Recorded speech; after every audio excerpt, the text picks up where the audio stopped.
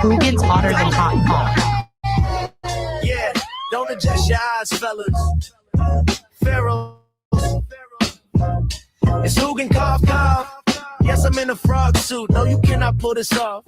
Let's get it down. Okay, let's go. To the park, green fleece on my back, Velcro under the chin. Yeah, I'm carrying the track, right, please slow. Tail wagging to the snare. All the alphas looking mad, but I really do not care. See a Doberman flexing, trying to guard his little clique. I just hop over a puddle, leave him looking mighty sick. You a basic brown mutt. I'm a neon amphibian, stepping in the dog club, changing the meridian. Your bark is kind of loud, but your bite is just a joke. I don't even got to growl, I just hit him with the croak. That's my voice.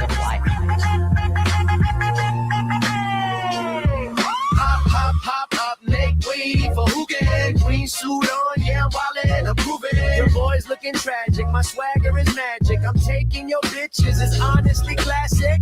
Yeah, I said it, the fattest got to hear me, God. Leave your boys to the least, got 'em living large. Yeah, walk past the water bowl, give a little wink. Got a poodle and a bug, both offering a drink. Your boyfriends are sniffing each other's jump out of tree trunk. These bitches want a prince, well I'm the green prince of funk. Got a Frenchie on my left, got a husky on my right. I'm looking so fly, I'm looking out of sight. I'm a cold-blooded killer in a warm-blooded body, rolling through the dog park, turning it into a party. Y'all are chasing tennis balls, I'm chasing finer things like a reservation for two, fit for a frog king.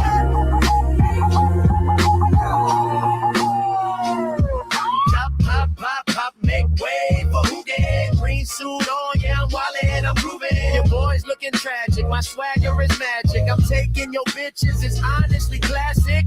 Yeah, shut it, the fattest fits in them, y'all. Leave the horns on release, got it from the yards. I wanna mention Marcus, cause he's on this track. I'm flying, I'm floating like Shaq. I know for a fact I'm not on Epstein's list. I got my own field with the bitches I kiss. I ain't got ticks, my DJ's beat matching. I ain't got fleas, that's my DJ that's scratching. I got mojo, I got swagger, I strut right past you, dog. You just a silly mutt. Bitches be thirsty, I'm a man's nightmare. The Dow was at 50, so I don't care. I don't remember signing on to this. I was once inside Hugin until Dad gave him his hard-earned medicine. Make way for Hugin. Green suit on, yeah, I'm wildin', I'm proving. Your boy's looking tragic, my swagger is magic. I'm taking your bitches, it's honestly classic. Yeah, shut it, the father students in limit line. Need the boy to the least, let him live in line.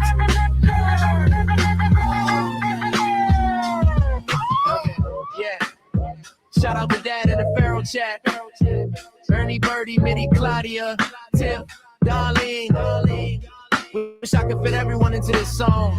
Yeah, Ira, Tish, Toms, Steven, Satan, damn it, Kevin, you wrong. Ladies, you don't gotta get off. You know what I just realized?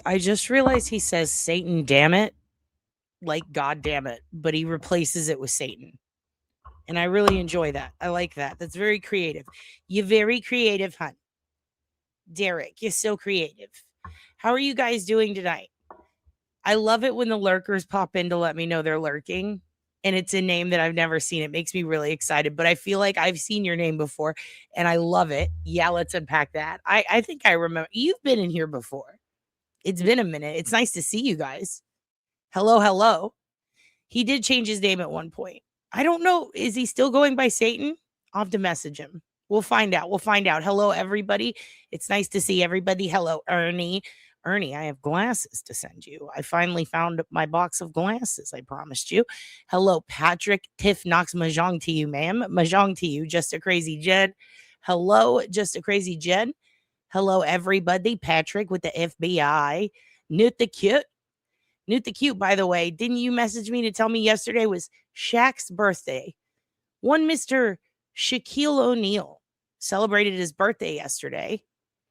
And we all love Shaq here at this channel. Why do we love Shaq? Because A, it's a great song. And B, because Tish, hello Tish, because he floats. And that's fucking fantastic. I don't know anybody else who fucking floats. Do you? When's the last time you saw someone float? I mean, my God, I still don't know why we're not using him as a weapon of war, but it's fine. It's fine. Listen, I think that this song is very creative and I love it. And I'm going to start saying Satan damn it from now on. For all of you lurkies in the chat, if you are lurking in the chat, this is for you. Hello folks, Nuck here. A lot of you have been asking me about my morning routine, so here it is. It's my new teeth. Snort-worthy smile if you ask me. So I like to start my morning by waking up at 2 in the afternoon, get a quick lift, lick, and lurk in before I go off and spend the next several hours in the woods. And this time is mainly for my freeform lurks. I just lurk like no one's watching. Then I head into town to do some casual creeping. I mean, I'm freaking everyone out because I'm getting in my squirms. But you gotta squirm to stay firm. I forget what I'm doing for the next 3 days and get an office job that I absolutely hate. Spend most of my time hiding in the storage closet, but all my coworkers know I'm in there. The next 26 hours I'm purposefully unconscious. Come to so I can try on some tuxes because I'm getting married. Love to Ragnora. I'll practice my funeral for 30 minutes, at which point I gotta pretend to listen to someone tell me about a dream they have, but I'm really just thinking about what I'm gonna say. Then, and this is important, I'll just wait, eerily, for hours. What am I waiting for? A big heap of nothing. I wait to wait. I'll spend 2 minutes trying to create fire with my mind, giving me just enough time for a last lurk before the day begins. That's the Bobo way.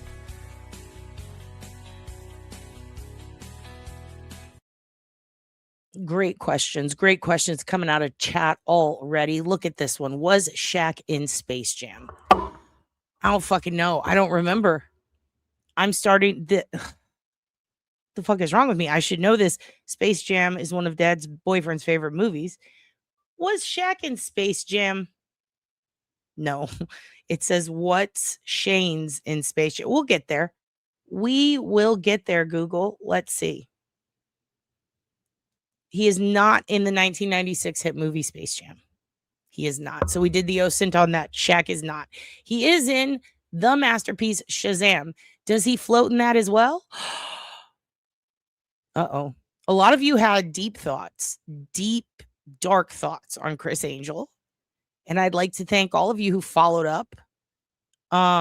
We cover, oh, what's my eye? We cover, murders, assaults, missing persons, all sorts of things, government cover-ups, scams, burdens, cons, lurkies, squirmies. We cover everything on this channel. But I have to say, I did get a lot of opinions on Criss Angel, like a lot more than opinions on anything else. Some of you beseeched me. One person beseeched me. I shouldn't say some. One person said, I beseech of you. I haven't had an I beseech of you in an email maybe ever. I believe at one point the person used the word incorrigible. I said, wow, holy shit. People care deeply either against Criss Angel, the mind freak, the freak of the mind, or deeply for Criss. There really is no middle ground there, it seems. It seems that it's very much like the war in Iran. People have a lot of thoughts on Criss Angel, and that's fine. That is fine. But I have to say, those of you who hate him truly to your core hate him, and it's almost impressive if it wasn't so scary. And then those of you who really, really love him, I am concerned that you could end up in our R. Kelly situation, because we don't really know the true Criss Angel, the mind freak. So I beseech, I'm going to reuse that. I beseech of you people to take a side, but slide into it lightly. Like, we don't have to, it doesn't need to be an Israel-Palestine thing. It's just Criss Angel. He's just a mind freak. He can't help it that his mind is full of freakish things. Or can he? He does dress like Billy the Exterminator, and that worries me for the future. Anyway, I do see a tiny spider across the room on the ceiling. I will be completely distracted by that until I murder it. I may have to pause everything to go do a murder. Why is it there? We don't allow spiders in this house. I'm about to go Christy Gnome on that spider. By the way, Christina Gnome, that bitch got fired. Did we talk about this last time? She got fired. Hey, spider, you fired. I'm gonna go kill that thing now. I can't. It's looking at me. It's looking at me with its eyes. We're making eyes contact right now.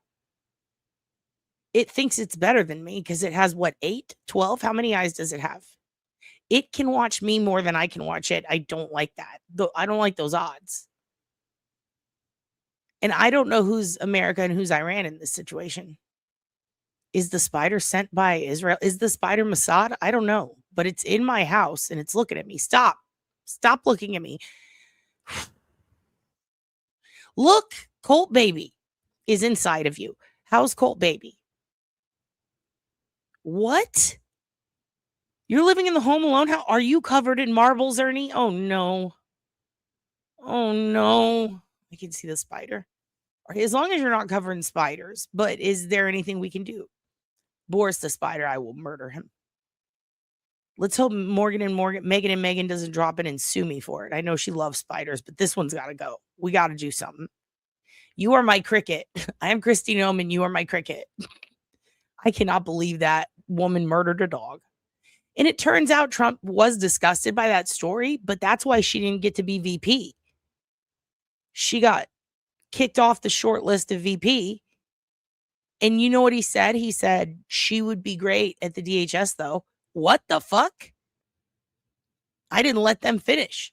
Once I watched some more on this and I went, oh God, that's concerning. Colt Baby will never work at DHS, though. How is Colt Baby, JG Cruz? How is that baby in you? Actually become super empathetic towards spiders lately. They are heroically fighting the mosquitoes and earwigs. I will get bit by all the mosquitoes before I want to look at a spider. Colt Baby will be here Wednesday. I have till Wednesday to kill you, spider. Oh my God. I'm so excited. So we're not squeezing it out. We're cutting it out, right? This is great. Colt Baby will be here. You'll be baby free. It's been very long. 10 months. Oh my God. Are you overdue? Do me a favor, and until Colt Baby gets here, do not respond to any Facebook ads. Do not go on any Facebook marketplace adventures. Don't meet up with any people from high school. I need you to stay isolated and secluded. In seclusion, I need you to get in a tower right now. Get in a tower right now. Lock yourself in the tower. You can grow your hair out. It's fine. You can do a Rapunzel shtick. But stay away from everyone until then. Just because the Colt Baby needs to cook until it's done. And then we need to get it out. That's it. We don't need anybody fucking around near you. If you see ice, run. Even if you are legal, just run. Just whatever you do, just stay away from everything. Lock yourself in a tower until then. In the house until Wednesday. Excellent. Good. Oh my God. Can I tell you guys? I'm so glad you dropped in, JG, because God damn it. I have a friend who, that's the announcement. I have a friend. Oh my God. No, I have a friend who's pregnant as fuck. And this dumb bitch, I'm sorry, I love her to death, but she's a dumb bitch, okay? Because she gets on Facebook and someone's like, hey, I bought 2 baby mobiles. Well, the person got a baby mobile and it was a buy one, get one free, and they didn't realize it, and they got a second one in the mail. It was not Facebook Marketplace. It was Nextdoor. She said it was Nextdoor. And she's like, oh, I'll take your other baby mobile. Because she's like, are there any, first of all, the ad alone was nuts. It was like, are there any newly expectant mothers? First of all, what does it matter if you're about to have the baby or if it's 6 months away? If you need some baby shit, you need some baby shit. So this person specifically is looking for someone who, if you're about to burst, I've got the gift for you type of shit. And it's like, come to my creepy house out in the woods and I'll give you this baby mobile. And I'm like, first of all, what's a baby mobile? Your baby doesn't need a fucking gas station. And then she's like, it's a spinny thing with shit hanging from it. I was like, I'll fucking get you one. Like, why are you going to meet this person? Don't do that. And she's like, no. We talked on the phone. I was like, I don't give a fuck. That could have been AI. And then like a dumb bitch, she's like, it actually sounded kind of weird. And I'm like, now I'm panicking. Like, now I'm like, do not. And she's like, I'm already on the way out there. And I'm just like, share your location. Share your location, hun. Like, fucking share me your location so I know where you are. And she says she can't figure it out. She'll be fine. I can't figure it out on my phone. The least you can do. So now I've got to live with this. If some shit happens to you, some East Texas shit happens to you in Central Texas, I have to live with this. With you not giving me your location on top of that, like, this is a big burden to ask. But also, I don't want you to die. So, and that's automatically what I'm thinking. I'm like, baby mobile equals death. Like, there's no fucking way this is happening. And she did it. And she got the mobile and it was very cute. And I was furious. And I'm furious right now because my team just lost. God damn it. I'm so bad at gambling. Yeah, true. They may have a mobile. That is true, totally, Clips. And this person's giving one away. Just giving one away out in the woods. Just come into the woods and I'll give you a mobile. Like, I'll buy you one. What is that? $20 on Amazon? Inflation. 25. Whatever. I don't even have that anymore. I lost it gambling. But regardless, God damn it. She got the mobile. It was beautiful. But it's still the anxiety. The anxiety. Yeah, everybody's trying to lop out baby. Let's not talk. I shouldn't talk about that, though, because Genji's about to have a baby. That doctor is going to lop a baby out for you. I'm not a mother. I've been told I can't do that. I got a lot of lady problems. But I'll tell you this much. I would be so worried about how cute my baby was. Like, if my baby came out too cute, is the doctor going to try to snatch it? Like, babies get switched with other babies, and then I got the weird baby or the stinky baby. I don't know. People advertise pregnancy as 9 months, but it's 40 weeks long, which is a 10 months false advertising. Don't tell the abortion debate, people. Oh my God, that could cause a whole ruckus. A big boy get on the roof? Okay, Feral Jane. Okay. You know what? If you're gonna pop in and ask for something, that's the thing. Get on the roof. I ain't never see a big boy get on the roof. I ain't never see a big boy get on the roof. I ain't never see a big boy get on the roof. Big boy ain't been on the roof. Never see a big boy get on the roof. I ain't never see a big boy get on the roof. I ain't never see a big boy get on the roof. Big boy ain't lay on the roof. I ain't never see a big boy get on the roof. I ain't never see a big boy get on the roof. I ain't never see a big boy get on the roof. I ain't never see a big boy drill on the roof.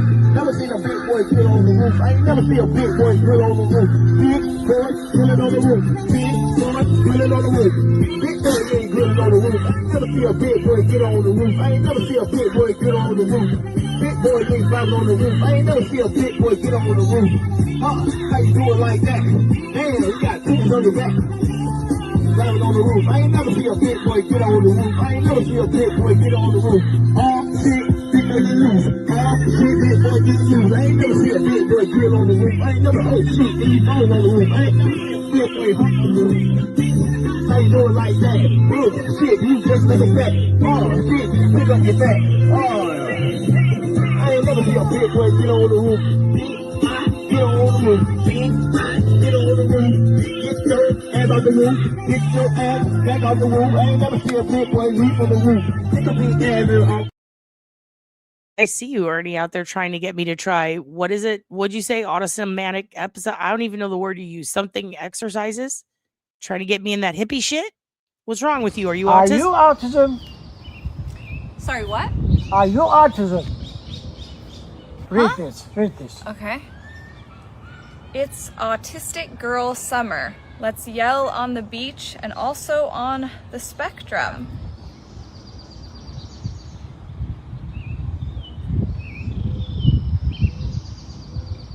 Thank you. Also comes in boy version and not binary version. Now look at this one, please. Please excuse my poor eye contact. I'm infected with autism. Are you in love with alcohol? This is good for Mother's Day. It's wine o'clock. Time to talk to my son. Thank you. You can have it. Really? Not this one. Get your phone. I'll show you. Oh, you want me to buy it? You don't want to support my dreams? It's just like the service here is just kind of spotty, so but I will order it when I get home. Leave now. I'm sorry? Leave. Okay. Ernie Birdie, I can't release the trauma.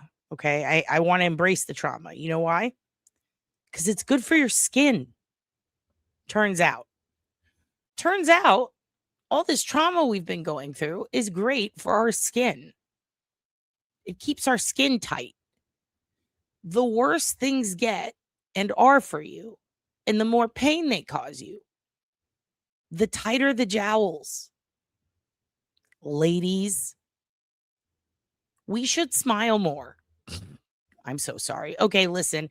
Noam got fired because she's a stupid bitch. Trauma Skin. That's the shirt. That's the shirt. Starring that. Trauma Skin. I like that. Speaking of Trauma Skin, look how good she looks on News Nation. Always looking flawless. Love her for that. Where did $220 million for Nomad get spent? Now, when I heard Nomad, my head went elsewhere. Then I started thinking about Noam, Christy Noam, Noaming, Dark Web, Shiloh Hill, ordering a Noaming yourself.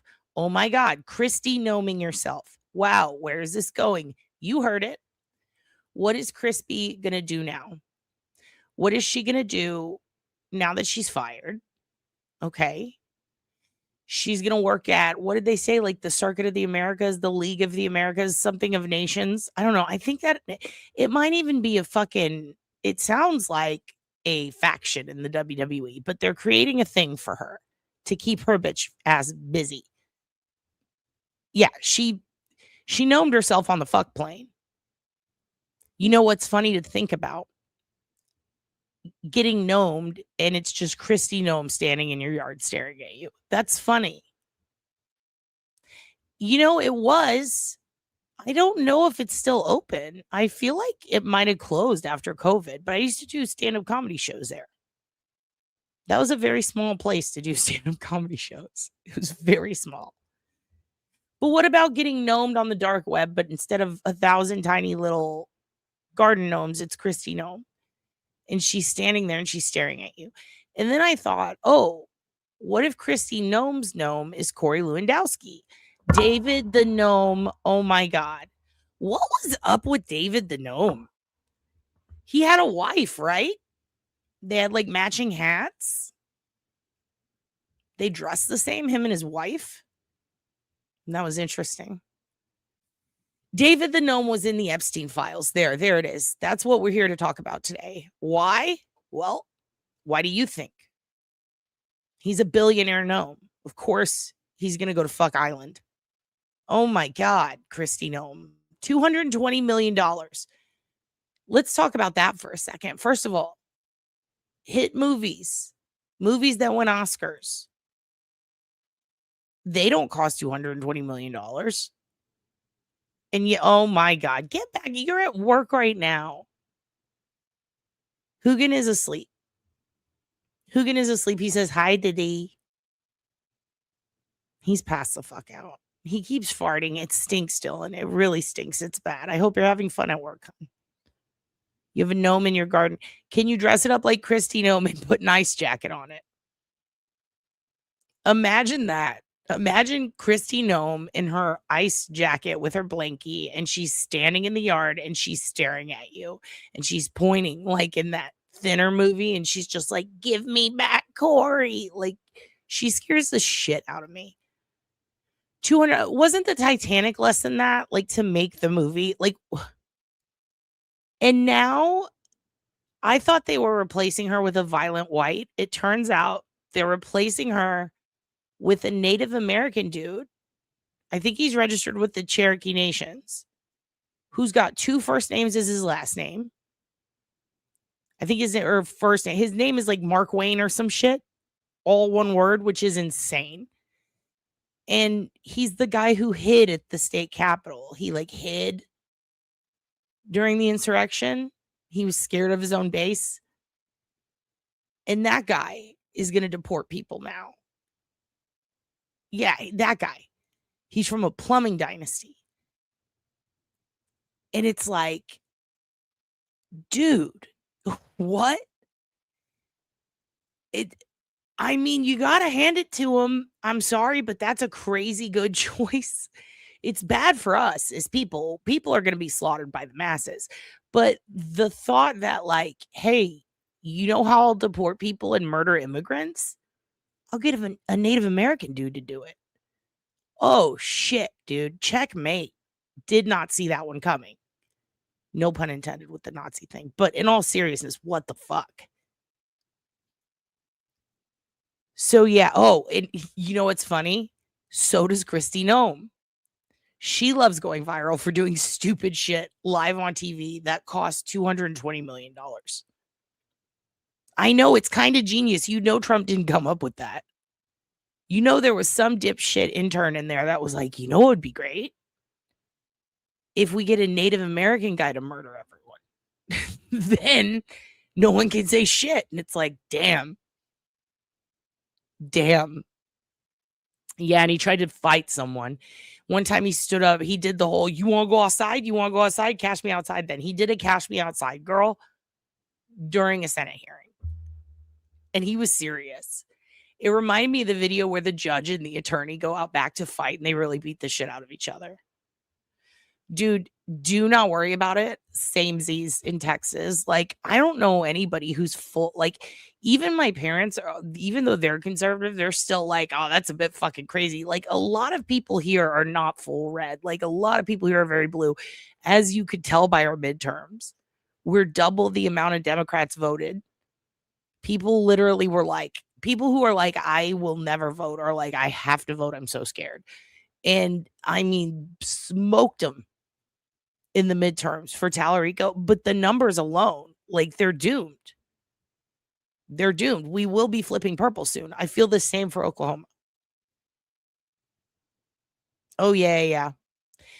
So the one fella, I can't remember if he's a senator or Congress. Anyway, he had the sign that said, you know, black people are not monkeys, because remember fucking Trump put that shitty ass AI video up that was super racist. And he's like, it's the Lion King. It's like, dude, Rafiki was the only creature in there even like, and then you put it as Obama, like, you're fucking racist. What a psycho racist thing to do. And so rightfully so, someone's pissed off at the State of the Union, a representative, and he holds up the sign. And then the future DHS guy's trying to fucking tackle him and take him out. That guy's just, he wants to fight. He's like a golfer or a hockey player. I can't figure it out, but he has the spirit of that. It really is embarrassing, Coastal Candy. It's so hard to like, it's so hard to be like embarrassed of where you live and where you're from. And we're supposed to be like the best. We're the best. We're supposed to save everyone else. And we have people unemployed and living in the streets and dying all the time of healthcare and like third world country healthcare and education. But we have like, there's a Hermes, you know, it's like, what the fuck is happening? Every day is the stupidest day. Hello, Lori Marie. Nice to see you. Welcome to Stupid Day. Welcome to Stupid Day. You should be, because we're watching his speech today. You're watching his speech today. We are all. You know why? Because that was one of the best speeches. I just learned about Mr. White House. I know most politicians, but not all of them by any means. The older ones who have been in there for at least 2 or 3 administrations I can name, but not all of them. There's a few that I'm like, who? And he's burning my memory forever now, because that's one of the best speeches I've ever seen on a house floor about anything, let alone tying it all in to fucking Epstein. Yeah, Alejandra's right. I live in a third world country with free healthcare. I know a lot of people are like, dude, if I go to the if I break my arm and go to the hospital, like I just leave when I'm done. And it trips me. Like my Canadian friends are like, yeah, I just go to the hospital and then I'm done.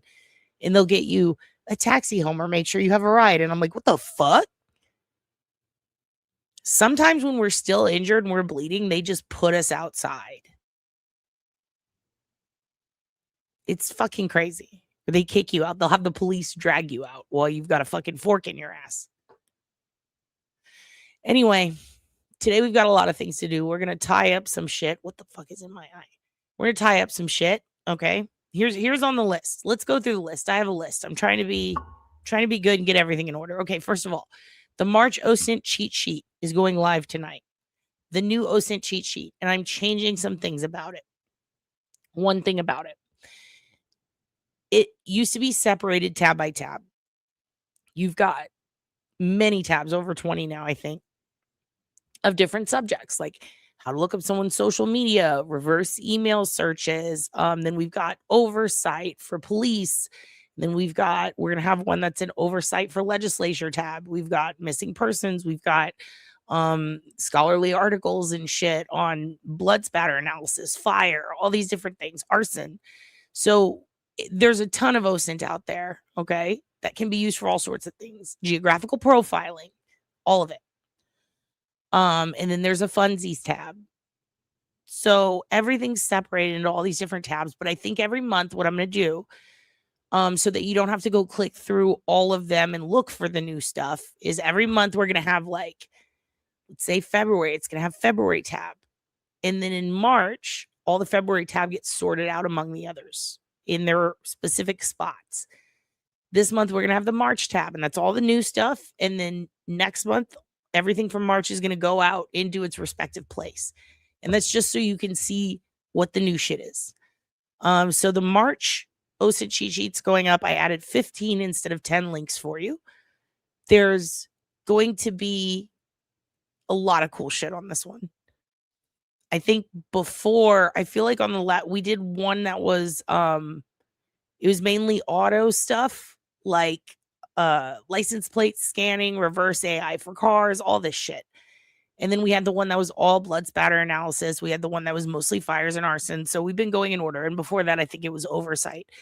This one, I've got a nice mixture.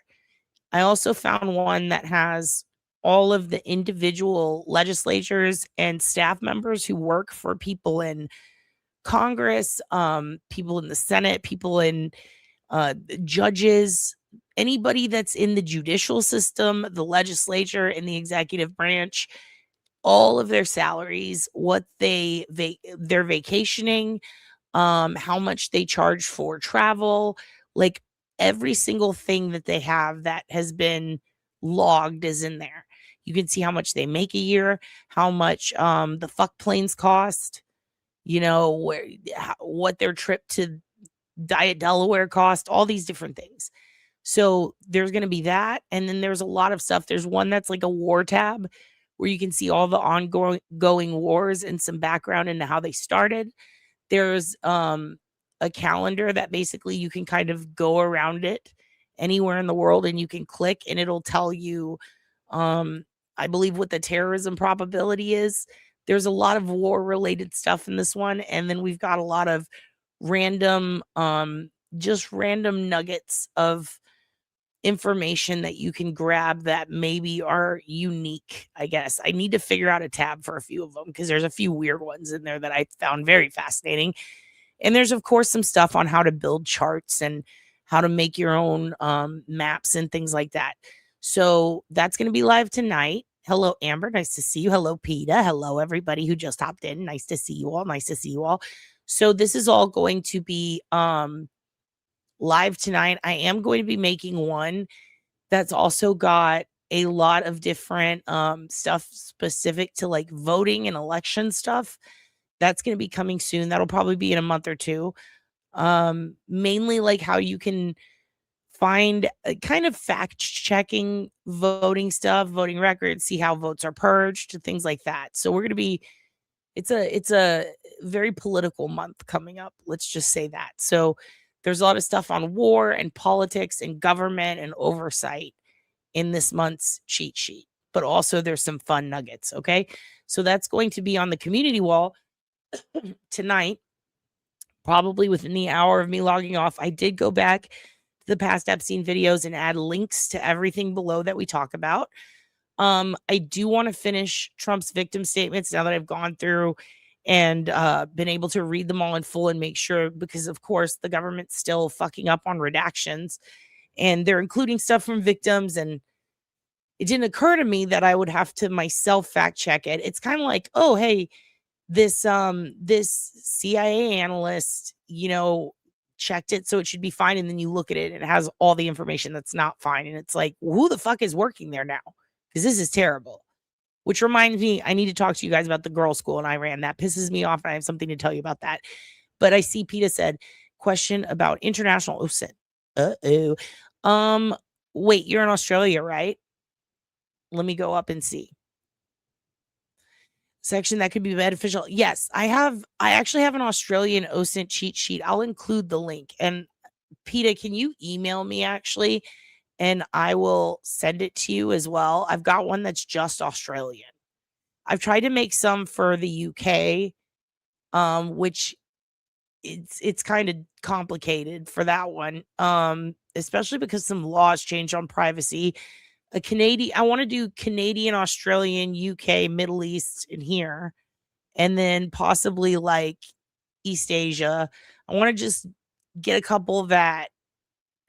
The problem is, like, it's hard to organize. I'm thinking that one thing I could do is do a color-coded one on the one I have, where anything that works in UK will be a specific color, but then it's like, well, if it works in Australia, then what do I do? So I might just have to separate them. Yes, but for work, we need to do family findings for refugees and asylum seekers, but also family finding for our Aussie foster kids, but they don't teach us. Oh, okay, I see what you mean. I'll have to look into that. I do have one that's like a lot of Australian OSINT and a lot of archives and a lot of stuff that's really like government data and social services. So that could help. It's a pretty big archive. And then I have one that someone else made that's really good. I can send you. As far as developing one, shit, I don't really know the laws around any of that there. I'm gonna be honest with you on that. I don't know much about that. But we can try. We can try to find some. Send me an email on that. Definitely send me an email on that. And I'm going to send you a link to the Aussie OSINT cheat sheet. I'll make that one public so anybody can have it who wants it. Okay. So the other thing we're definitely going to watch, we're going to start with Senator Sheldon Whitehouse of Delaware, aka Diet Nebraska Zero's speech. And then we're going to finish Trump's victim statements. And if we have time, we'll get to some more Lutnick stuff. Dude, you know what fucking sucks? Speaking of Kristi Noem, I'm going to rag on her some more. So she's in charge of FEMA, or at least she was. And she fucked all that up, right? And I was looking into Red Cross stuff. So Red Cross helped some friends of mine that were in a horrible fire, and several people I know who were in floods. But recently I've had friends who have gone through some tragedies who told me Red Cross is ass now.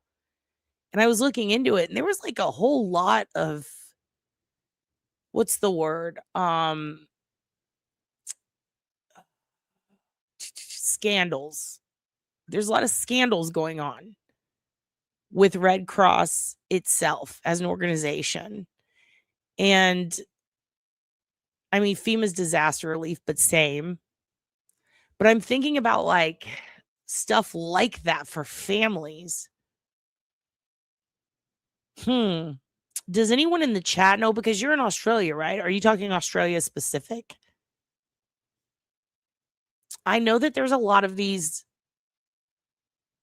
I'm thinking it's like a lot of the ones that I know of are adoption related, which is different than family placement.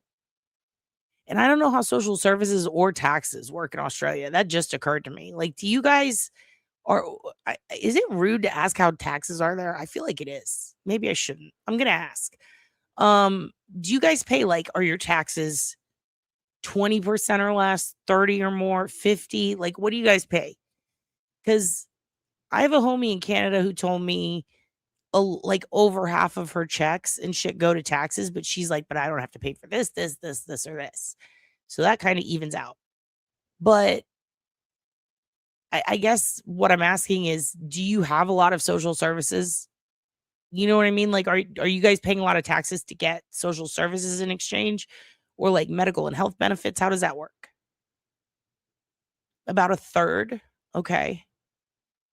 So does that cover like elderly care one day, family placement, anything like that? Because I would imagine, isn't there a social services set up?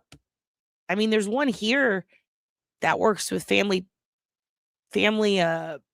placement, but I feel like it's, in some cases, it's housing and HUD. If you earn over 20K, our taxes are about a third of our wage. Okay. Interesting. Yeah, it's not much different than here either. And our social services are always up in the air. And the reason I say social services is because that's what they're for. You guys have old age pension, superannuation. See, I don't even think we have shit like land placement or anything beyond like Hawaii. Like, yeah, we get no health care till we're 65 or below a certain income level. And even if you are below a certain income level, then it's a question of like, how many times a week are you going out to seek a job? Stuff like that. Has to pay percentages. And here, a lot of that shit is a choice too. You can choose to opt in or opt out of certain things with your check, and you better hope you don't fucking check the right one or the wrong one at the beginning of the year. Yeah, true. You spend so much money a month here for healthcare, and then nobody takes it. Or they take it, but it doesn't cover XYZ, or there's a deductible that ends up costing so much. It's like, well, this wasn't fucking worth it. Yeah, I don't know on that. I'm going to have to look into that because I really don't know, and I don't want to guide you the wrong way or take guesses. But I'll look into it and I'll see what I can find. I would think that like using social media would probably be the best. Unfortunately, it sounds so ridiculous to say, right? Using social media to do family placement. But if you think about it, I mean, here we use social media to get healthcare because people can't afford it. So we use GoFundMes. That's how crazy it is. We pretend we have healthcare, but no one has a doctor. We have people die waiting in emergency wait rooms every few months. Well, at least it's every few months. We have that happen here every day. People just turn people away and then they'll just go die. It's fucking crazy. Anyway, yeah, deductibles are too expensive. It's like, what's the point, dude? So the good news is Kristi Noem got fired. That's the point of all that.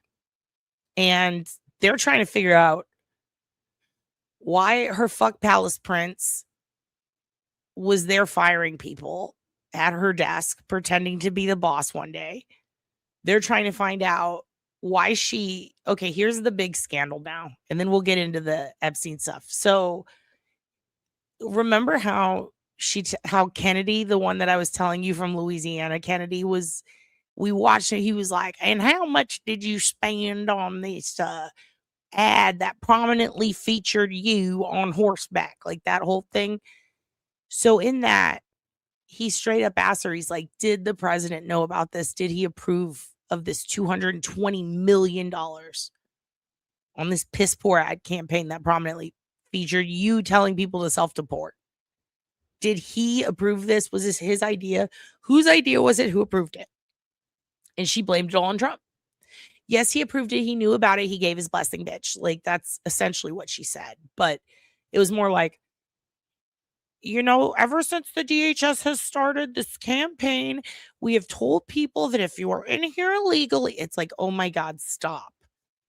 So she just kept talking and talking and wouldn't shut up when they would even tell her, just shut your fucking mouth.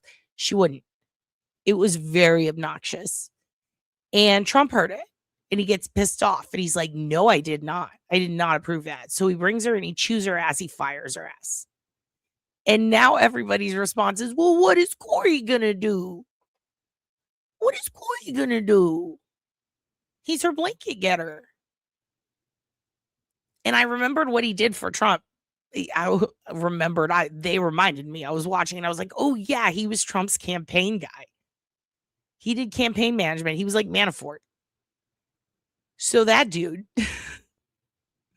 Jesus Christ, he comes out and he's like, do I get to keep my job? And they're like, no. So they don't know what's going to happen to him because she hired him as her advisor. First of all, you're the one making the decisions. You don't need an advisor. That's for the president and shit. Like, bitch, you're trying to have a regional assistant manager and shit. Like, that's not what happened. Yes, I did. And I got to say, I agree with it. Like, I went through everything and it seems like Bill didn't talk to him after, like, before he was even tried or whatever, or caught, I guess you could say, Epstein. They quit being friends a long time before that. I don't know what Clinton did. There doesn't seem to be any trace of anything in there, especially because the scope of the investigation, you know, there's a few instances in there from the 80s and 90s involving Epstein, but they involve Trump. Like, the stuff with Clinton seems to just, and I don't know why. You would think that they would just put it out because Trump's spiteful as fuck, but there doesn't seem to be anything implicating him in anything real. Like nobody says. The things that are implicated are like massages, and they're girls that said that they were 18 or 19 at the time. So it was just kind of like, okay, like, it seems like there's nothing, I don't want to say bad, because just don't be on an island with it. Like, someone should have fucking said something. But yeah, it doesn't seem that there's much there. It seems like it was all a big Pizzagate deflection, like one of those fake fucking things again. Like, go after that. I mean, Clinton's still a fucking scumbag, but I don't think Hillary did anything fucking wrong. So maybe I'm biased. Also, is it Toombs' birthday? Happy birthday, Toombs. Happy birthday. Dude, happy birthday. Oh, yeah, dude. She's super pissed because she's like, what the fuck was my husband doing? Yeah. Yeah, and it makes her look bad. And it's Toombs' birthday. Toombs, I got you something for your birthday. And when we come back from Toombs' birthday celebration, we're going to watch this News Nation piece where they rip apart Kristi Noem and go over what happened. But Toombs, for your birthday, might I recommend, hun, that you visit a little thing called a dark casino. These four men are deathly allergic to the raisin.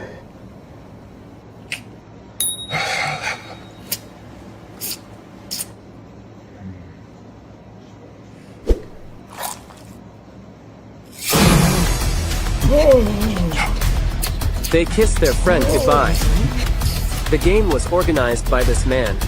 His name is Earl Wasman, and he runs over a dozen dark casinos in southern Pennsylvania. A dark casino is where you can risk your life in games of chance, but if you win, you can get over $1 million. This man knew the risks, but did it anyway for money, which is a form of greed. When I saw this video, I gathered all my friends and told them to release their worship of the dollar. Greed. And if they ever visit a dark casino, they'll be writing a one-way ticket out of my life as a friend. We will never go to a dark casino. Okay. So here's another thing, though, before we get into this. So Kristi Noem spent all this money on this ad. Trump gets super fucking pissed off, right? She perjured herself, he says. Trump's like, she perjured herself. This is a big deal. And now everyone's like, we should bring her in for perjury. We should talk shit to her for perjury. But Trump still gave her some other office that he made up. So it kind of makes no sense, but he is pissed off and he is now accusing her of perjury. Now, my question is, what about all the other people who perjured themselves? Which automatically makes us all think Pam Bondi, right? Well, great news. She's being brought in for an oversight hearing to answer questions and get grilled down. She's about to get dicked down hard again by the Senate. And that's great. Like, can't wait to see it. Is she going to perjure herself again and get caught this time because she implicated? I think Kennedy, aside from being a scum-sucking shitbag, actually did something very smart in that he forced Christie to put the onus on Trump for something. He forced her into a corner. Are you taking responsibility for it, or was this approved by Trump? If it's approved by Trump, that becomes his problem. She blamed Trump. It's now his problem. Trump's like, not it. Bounces back to her. Now you fired. So if they can do that to Pam Bondi, excellent. Force Pam Bondi to blame Trump for something. Did you do this? Did you do this? Did you do this, Pam Bondi? Or did you do this and Trump approved it? Who approved it? Did you get approval? Force these bitches to say, yes, Trump approved it, and then Trump's mad. Because even if he did, which I think he did, I think he 100% approved it, he's going to lie and he's going to flip out that he got blamed for something. And now they're fighting. And that's when the breakup happens. That's what we need. That's what we need. And then we need the same thing to happen with Stephen Miller and the same thing to happen with Kash Patel. And then it's going to be fine. And then it's going to be fine. Dude, Mark Wayne hiding behind a chair. Here's the thing about Mark Wayne is he talks a big game. He threatens to fight, but you damn well know once he gets in the fight, he's going to get the shit beat out of him. So it's going to be real funny when he gets in front of protesters and he doesn't have little man syndrome like that one guy. He has big man syndrome. So he's probably going to get his ass beat by protesters and it's going to be really funny. So that's going to be cool. Mark Twain, that would be okay. Mark Twain on DHS, we could go off on that. But we're not going to. But that's brilliant. I actually really like that thought. Starring it, Mark Twain with a DHS hoodie on. That's what we're getting. Okay, so let's enjoy the smell of this Christy Gnome fucking stew that's happening because this bitch is getting cooked and I love it. Can we just wallow in this for a minute? Can I just get a sniff of this for a minute? Can we all sniff this together? You guys want to sniff? You want to take a huff? You into huffing? Huff on some of this shit. Also, Mark Wayne is just, what a name. What a name, right? What a fucking name. This is Mark Wayne George John the third. This is... She does. And that's why you want to order your friends Christy Gnomes on the dark web. Gnome yourself. Get gnomed. Really think about that. Think about Christy Gnome with a little gnome hat standing in the yard with glowing eyes. And it's like just Shiloh Hill making a video. Oh, you know what would help? Volume. That would fucking help. Get some volume in my hair and get some volume on this shit. Here we go. Joining us now is Chris Darwalt, host of The Hill Sunday and News Nation's political editor, and Jesse Weber, host of Jesse Weber Live and News Nation's chief legal analyst. Thank you both so much. So, Jesse, the calls are coming, as we knew they would, from Democratic lawmakers to investigate Gnome for perjury. What would that look like? They say they've got documents showing. Oh, what's that? That's right. That's right, bitches. You see it, and I see it. You guys, Big Boy got on the roof, you guys. Big Boy got on the roof, y'all. With the vampire hair. Pat, look at our mans. Look at our mans up there. Look at all good. Looking all pale. Got that weird lighting and that new makeup on. Damn, Jesse Weber. Damn, you're going to make bitches slide out of a chair, Jesse Weber. Oh my God, Jesse Weber. You're so slick. You're so slick like Mudang. You got Mudang hair, Jesse. We do match. Thank you. He does have creepy Hallmark movie face. He does. That's what's great about him. He's the guy from that show, You? Remember Laura Ingraham? Oh my God, that was the best. You? No, you. What? The show You? Me? I have a show? You? Yeah, you? Who? Me? You? That was fucked. Did you hear Hoogan snore? Dude, what the fuck? Jesse Weber, big boy on the roof. He's hitting it big. He's too good for us now. He's moved out of the home office. He's no longer got the fake background with his dogs fucking barking behind him and a giant sty. He has now moved on. He's got slick Mudang hair. He's wearing all the makeup. He looks like an extra in Walk the Line, and I love this for him. And he's here on national TV in front of the nation with the news to toss some shit. I love this for him. What would that look like? They say they've got documents showing Lewandowski signed off on all sorts of contracts, and she testified under oath, no, he didn't. Okay, so first of all, as somebody who has a new show, I got to give you credit on that graphic about the $220 million. That's going to imprint an amazing graphic staff has ever built. Before I even get into the law of this, we Oh my God, don't talk about her graphic, Jesse. Jesse. Elizabeth Vargas is a queen. She knows she's a queen, and he immediately said, Your Majesty, I love your graphic. And she's like, thank you. I'm wearing matching greens. And he won't even look her in the eye. He knows how good she is. The respect back and forth is great. Is he wearing, are those beads? What is this beaded wrist? Jesse, do you go to festivals? What's going on here? You just have to cut through it. This is the president's DOJ. It is a Senate that is controlled by Republicans. The likelihood that we actually see a full investigation on perjury charges, and this actually goes. Pause it. Jesse Waters? Who's Jesse Waters? Why does that sound familiar? Hold on. Let me look this fella up. Who is Jesse Waters? Why do I recognize that name? That guy? Oh, I thought this guy was from a show. I thought this guy was from the OC or something. What is this guy? He's 47. He looks so much older. Why do you want them to wrestle? In a liquid or dry?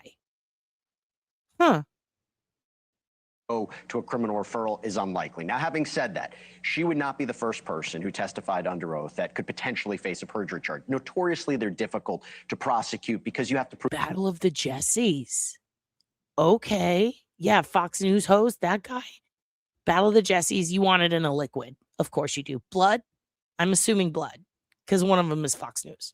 Prove someone knowingly and willingly made a false statement. Now, however, between what she said, the president signed off on a $220 million ad, and he says not, which, by the way, I'll have to tell you, I don't think that they would ever want to investigate this because during any criminal case, there's discovery, and we would find out what were the internal communications. Where I think she really got into questionable water was the Corey Lewandowski part, because Blumenthal says, allegedly, there is documentation showing that Lewandowski. I'm sure we'll see it if it's there. Signed off on these contracts, and there's Blumenthal, by the way, have a hard time listening to him talk. He talks so slow. It really, you want Jesse for your birthday covered in tomato soup? I'm on it. $250,000 payment to a firm that had ties to Lewandowski. Did he allegedly know about it? Did she know about it? Yeah, Chris, there's also the fact that President Trump himself is saying Noam didn't tell the truth when she. Okay, well, now I believe she did. But at the same time, so funny that everyone's willing to believe him right now.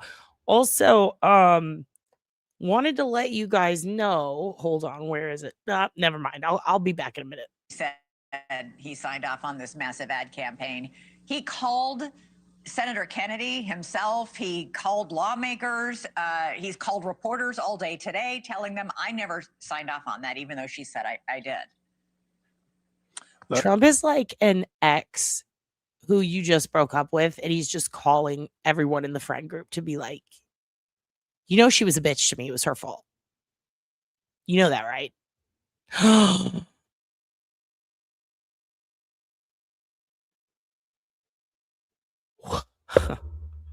Well, goddamn. First of all, welcome and good day to you, Vermont Brad Smith. Second of all, what is this? I didn't know this. Jermaine backs it up. Jesse Waters. Okay. Wow. Okay, I got shivers.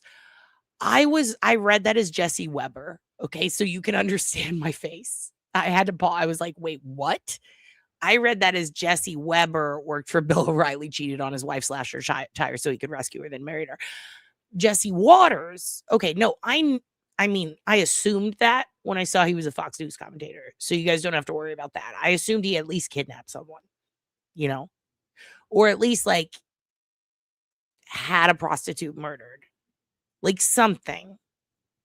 Like I presumed, you know, that he had at least beaten a child at one point in his life, or maybe pulled a gun out in traffic. Like I presume that. But when I first heard it, I thought it said Jesse Weber, and I said, I have to pause. I have to pause. I have to think about this. This is upsetting news.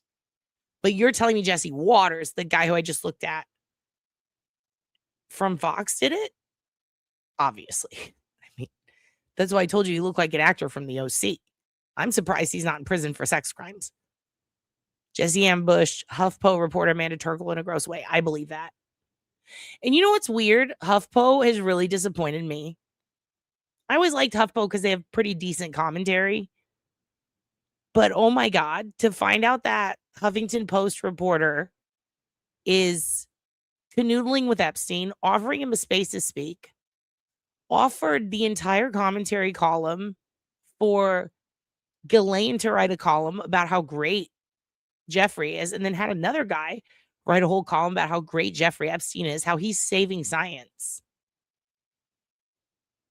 And they all canoodled. And not only that, but the woman who created The Atlantic is in like all these pictures hanging out with Ghislaine, and like that was her homie. Same with Huffington. Like, I'm like, what the fuck, dude? They are all gross. Like, there's gross people on all sides. Looks like a young Matthew Miller. You talking about from Micah Miller? Is that same guy? I don't know. I have to look at him again. I'll look on my phone. Okay, I'm gonna let them finish. Sorry. Jesse makes a great point, which is even with a straight arrow Justice Department, and even if the Senate was in Democratic hands, as Jim Comey proves, proving perjury against your congressional testimony is a tough case to make. It's not a tough case to make because she lied. And if they can prove she lied, then that's it. It's perjury. It's that simple. It's not tough. Everybody acts like perjury is fucking brain science. Like we're doing brain surgery right now. It's perjury. It's like you either lied or you didn't. The problem is this administration has changed the definition of fact versus truth versus reality. Like all of those things are different. Saying something's fake is delegitimizing it. Everything's muddled. They're like, no, it's not a fact that, or it's your truth. There's no your truth or my truth. There's the truth, you know? And by muddling the waters in that, they've now made it into, well, can we prove this is now more difficult. They've made it into a situation where proving something is more difficult because what do you want? Do you want the truth? Do you want facts? Do you want my truth, their truth, or reality? And those shouldn't be different things.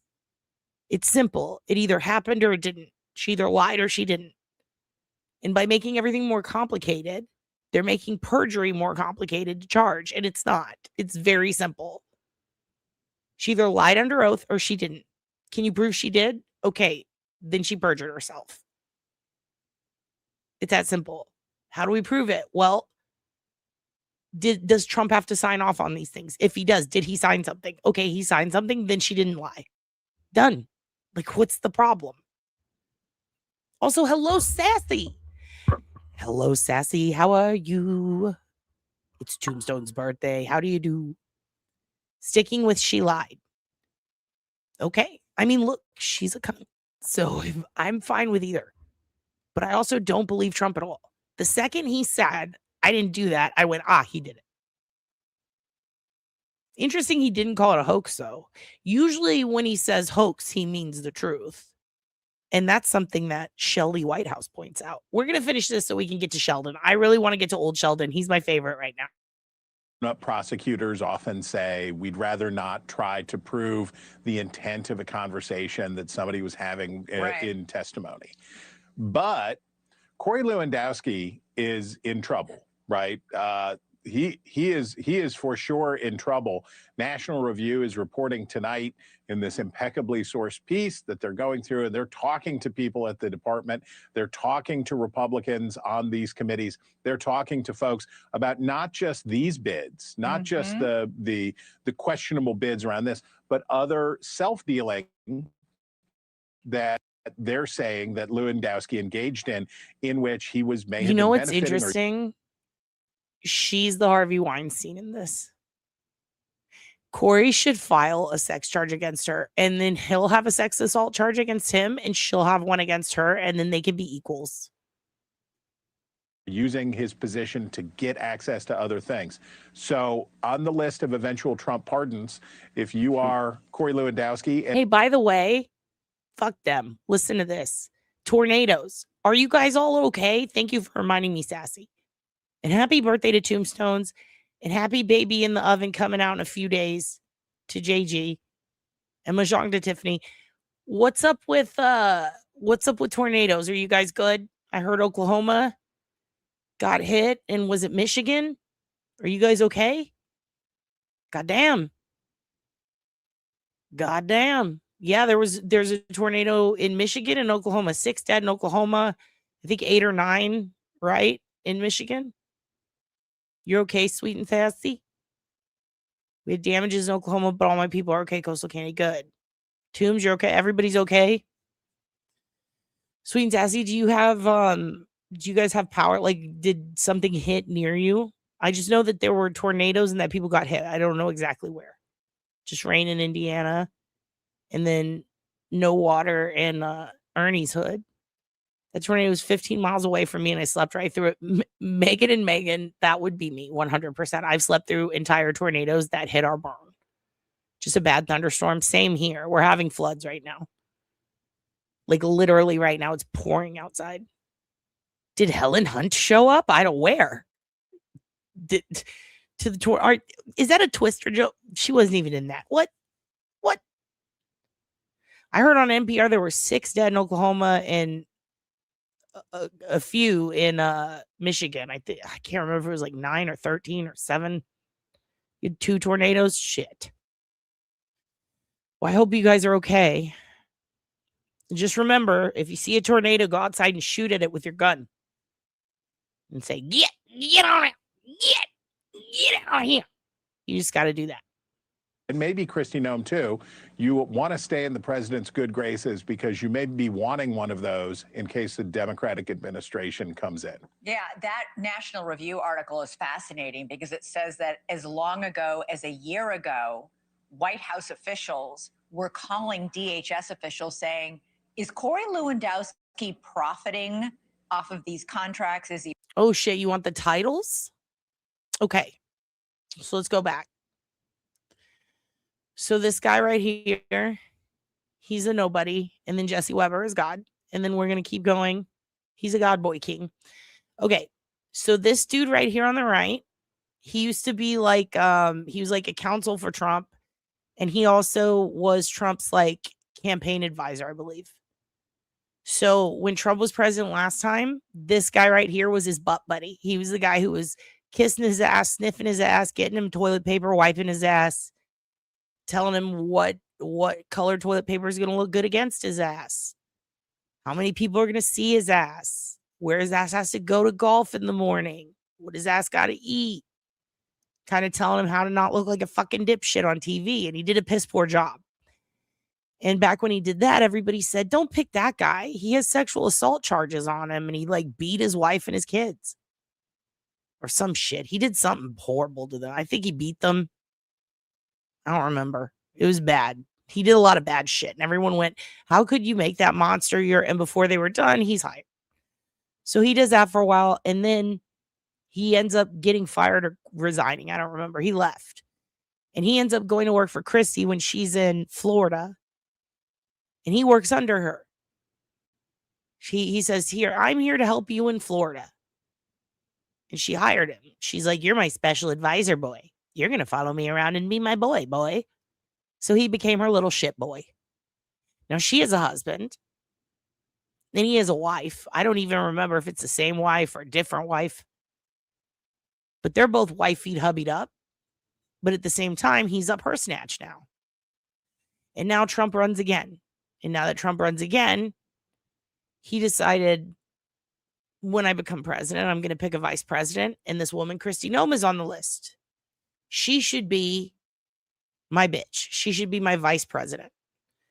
And then everybody went, hold up, you should hear this excerpt from her book. And then they played it for him or some shit, or they read it to him. It's about her shooting a dog named Cricket that was 14 months old because it was not trainable anymore. And it had bit her. It nipped at her. It was a puppy. So she kills it in a field because it's too hard. It's too hard to have a dog. And she's a shit person. And they read that to him and he goes, yikes, kick her off the list of VP. She's fucking crazy. But you know what she'd be good for? She'd be great for Department of Homeland Security. She would actually be great. Let's put her in charge of ICE. And she can be in charge of deporting immigrants because we need a real shit cunt. We need someone who's willing to shoot people in the head. And so they did that. They said, she's cartel nasty. Put her ass in there. So they did. And then she said, can I bring my boy? And they said, who's your boy? And she said, Lewandowski. And they went, oh yeah, Trump knows him. Sure.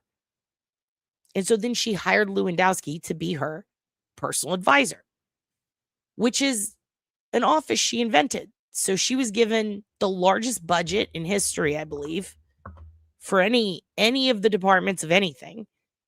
And they give it to her and say, hey, you can have money even when the government shut down, which ended up not working out for her. But they give her a $5 billion contract so that even if the government shuts down, she'll still be able to fund all these ICE agents. So as she's allowing people to get shot in the head in the street and all that, she hired her fucking butt buddy, gets she had two planes that totaled over 220 million and then was ordering another one. They had a bet on it and they would fuck on the bet in the plane and use that to get around. And then they lied about it. Yeah. And Lewandowski is a big bar fighter. He's a bit of a Seamus. You know what I mean? He'll get in a brawl. He'll get in a big brawl. Yeah. And so that's the thing. So him and her are on this fuck plane, right? And we, the taxpayers, spent $220 million on this fuck plane. And it's supposed to be to deport immigrants, but it is a luxury jet. And she's on this plane and they're flying around on it and they park and they're supposed to like go do an ICE mission, go kill some more Americans that day. And they're about to leave and they're on the fuck plane and she can't find her blanket. And then the fuck plane won't start. And they said, shit, we'll fly in another fuck plane. So they bring in another fuck plane. And it's just as nice as the first one because she has two planes at this point. The one that she wanted to spend another $220 million on, that's a third one. And that's the one with the luxury shit. And so they had rented that one and that one gets flown up. And then they're like, let's get on the fuck plane. And they get on it. And then Corey Lewandowski's like, what's wrong? What's wrong, my darling? And she's like, oh my God, my boy, come here, my boy. And that's when she says, Corey, I can't find my blankie. And then he's like, what? And she's like, my fucking blankie. And then he's like, not your cashmere blankie. And then he goes and he finds it and it's on the other plane and he gets mad and he goes up to the pilot of the second plane and he's like, why did you forget her blankie? And the pilot's like, I'm a fucking pilot. I can't, what? Like her like, how would I know that? Do you want me? Am I responsible for the shit coming out of her ass too? Am I supposed to pay her bills? Like, I don't fucking know this bitch. And then he's like, you're fired. And then the pilot's like, fuck off and leaves. So then they're just like, hey, you know what? We don't have a fucking pilot. Let's get a new pilot. within the hour, they realize we can't get a new pilot because there's only one pilot who's able to fly, who is sanctioned by, like, they have to have all these credentials and security thing. But here's another thing. It's so hard to get a pilot for these people. And then the one that they do have has to have mandatory breaks. They can't just fly 10 hours straight and then be expected to fly the fuck back for 10 hours. They have to sleep. So for every however many hours they work, they have to sleep a required amount of time. It is literally illegal. They're not allowed to leave on the plane if they don't. So this pilot's like, peace, bitches. I'm going to go take a night nap because you owe it to me. And because I've been awake this whole time and I can't legally fly you back. And they're like, what the fuck? And then they realize, shit, what are we going to do? So they had to rehire him, which is awkward. Like, yikes. So then they do that. And then the pilot's pissed and he complains to a news outlet. And then the Wall Street Journal, which is wholly conservative, in my opinion, writes a whole thing about it. And then Kristi Noem is pissed. And then in front of Congress, she perjures herself. But that's not what she's in trouble for perjury for. She's in trouble for perjury for lying about the 220 or the, it's all like one's 220 million, the other's 150 million. It doesn't matter at this point. Money means nothing to these people. Burn it. Okay. They'll spend $1 billion if they have to. She would spend $1 billion to get a tattoo lasered off her ass. Like, this bitch doesn't give a fuck. And it's our money. So just pretend it's $1 billion, $1 million. It doesn't matter because they've spent it. It's gone. So she's in trouble for perjuring for lying about this ad where she's on a horse acting like Anne of Green Gables, but she's a Nazi. And then at the same time, she's also perjuring herself about the fuck plane because she testified and was like, nah. And it's like, yikes, bitch. Because Wall Street Journal reported it. And they, like, I don't think they legally can report anything that's false. Like, they will, I think they'll get lit on fire by the administration. I think Putin will kill them. They are very, very careful. They very, very rarely do retractions. So, like, that means someone at the Wall Street Journal has proof that Kristi Noem perjured herself. But also, so do we, because we watched that shit. And maybe someone in the White House. So either Trump's lying or she's lying. But either way, if she perjured herself, she perjured herself. So that's what's going on. Those are who those people are. So that's her fuck boy on the right. That's her plain fuck boy. Everybody, all government officials, if you're flying on a plane, you're assigned the opposite sex to fuck upon. Apparently. Now, Jesse Weber on the bottom left he's just a little darling who goes on the internet and talks his shit. Guy in the suit, I don't know who he is. I don't care. I don't like him. Something about his vibe is wrong. Bitch up top, she's Queen Bey. At the bottom right, you'll see Nancy Guthrie, new FBI lead. Okay. And maybe Kristi Noem too, you want to stay in the president's good graces because you may be wanting one of those in case the Democratic administration comes in. Yeah, that National Review article is fascinating because it says that as long ago as a year ago, White House officials were calling DHS officials saying, is Corey Lewandowski profiting off of these contracts? Is he That's not what they were saying. They were calling and they were saying, is Corey Lewandowski okay? Can you ask him if he can blink twice? If he's been kidnapped? Have Corey blink twice. If he needs us to come help him, we'll help him. At this point, people feel bad for Corey Lewandowski for having to fuck Kristi Noem. Money. And Kristi Noem, Jesse, to that point, Kristi Noem was asked that point blank in her testimony. Did Corey Lewandowski profit off of any of this? And my understanding is contracts that are over $100,000 have to go through her. So it raises two questions. One, how could you not know? Which, if that's the case, goes to an even different issue. It goes to the idea of, were you not really running the agency? Were you not part of it? By the way, By the way, she also told Corey he could sit at her desk and fire people, which he did. And he wasn't allowed to. And he fired people from FEMA at a time when FEMA is, by the way, when there's a hurricane or a flood or any of the things that keep happening to us, natural disasters, they're the ones who help people set up tents and shit. Here's where you live now. Here's $300 on a Costco gift card. You know, and there you go. Sorry you lost everything. disaster management. So they put a disaster in charge of disaster management. And then she told her fuckboy, you go fill in for me at work. It's like when you order a DoorDash and they have their kid with them and the kid brings you the food. It's like that. It's exactly like that. Because it's frustrating. It's like this should be illegal. But also at the same time, they're doing it. So there's that. Also, hello, turd. Nice to see you. Also, that's hilarious. I'm going to slow myself down to 0.25. And I'll explain the news to you anytime. I'll try my best. I will try my best. To say from a perjury point of view, you usually don't have black and white. The $220 million ad campaign, you have Noam saying the president knew about it, signed off on it. He said he didn't. That's like, from a legal analysis, is pretty easy for a prosecutor to go forward with. Yeah. But again, the idea that this will happen and what will come of it is interesting. Pam Bondi's stewardship. Well, sure. Yeah, it's interesting to think about. Thank you for watching. Subscribe below. Why does he do this to us? I hate getting non-consensually Cuomo'd. God, aren't you and your brother in the Epstein shit? Get out of here, Chris. Get out of my face, Chris. Okay. I don't like non-consensual Cuomo shit. I don't appreciate. Okay, so we're going to watch Sheldon. We're going to watch Old Sheldon. We're going to watch Old Sheldon. We're going to watch Old Sheldon. But after we see this frog. Okay, so there's a weird thing that's called, well, it's not a frog. It's a grasshopper. It's called the Japanese grasshopper scooter race. And I saw it on Twitter. And I ended up looking it up on YouTube and finding it on some weird, like, some websites I didn't understand. Because they were not written in this language. But when I tells you, wow, Kat, wow.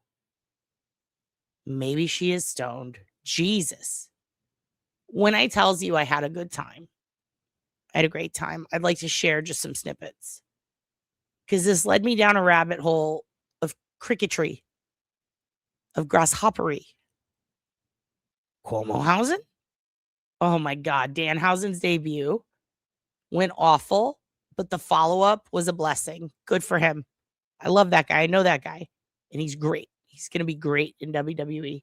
What a fantastic addition to the roster. All right, here we go. You just got to make it through the narrow wall. Don't touch the wall.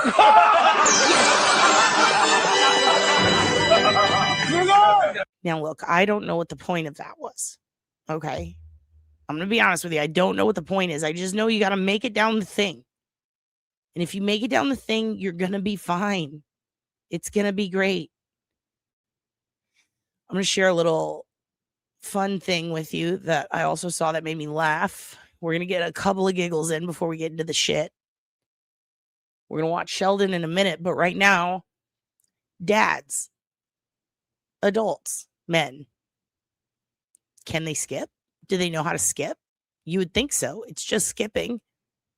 Turns out, if you ask any guy over 40 to skip, he goes legally full-blown R-worded. And I think that can be proven best by this video. These beautiful things that I've got. Can you steal? No. Hey, I don't know. Go for it. Skip. I'm skipping as hard as I fucking can. I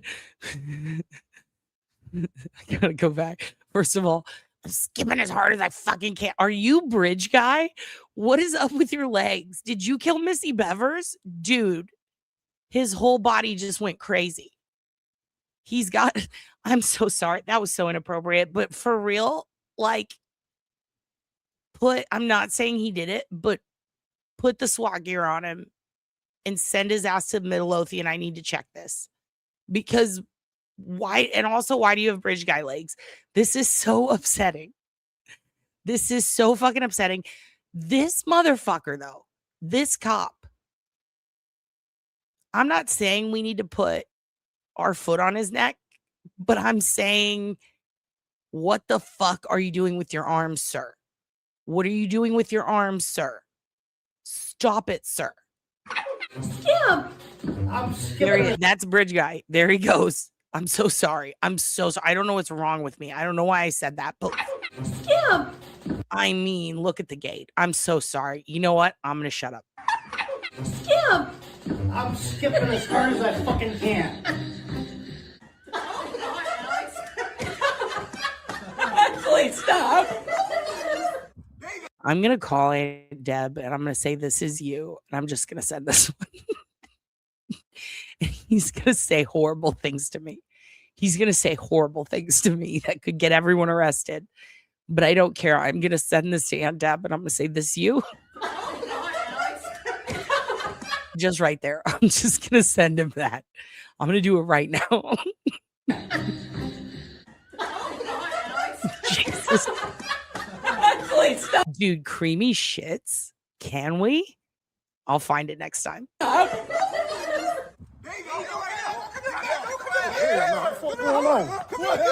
your face. I'm looking at.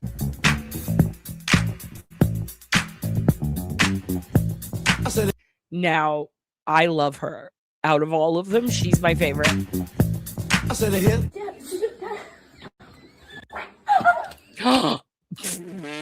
I didn't hear that the first time. Did she just rip a toot, dude? She just ripped a toot in the hospital. Got you, Nick. No. Oh, not on that tall porch. Oh my God.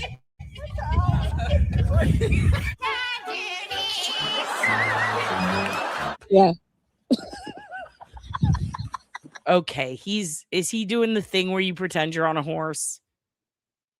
Will you film yourself skipping, Melissa? I would love to see that. I would love to see that. A little bit of wet. What are you talking about? You needed this. I need this. Let's all try to skip. Everybody, tonight's homework is film yourself skipping and send it to me. Love the TikTok. Thank you, gawkd.onk.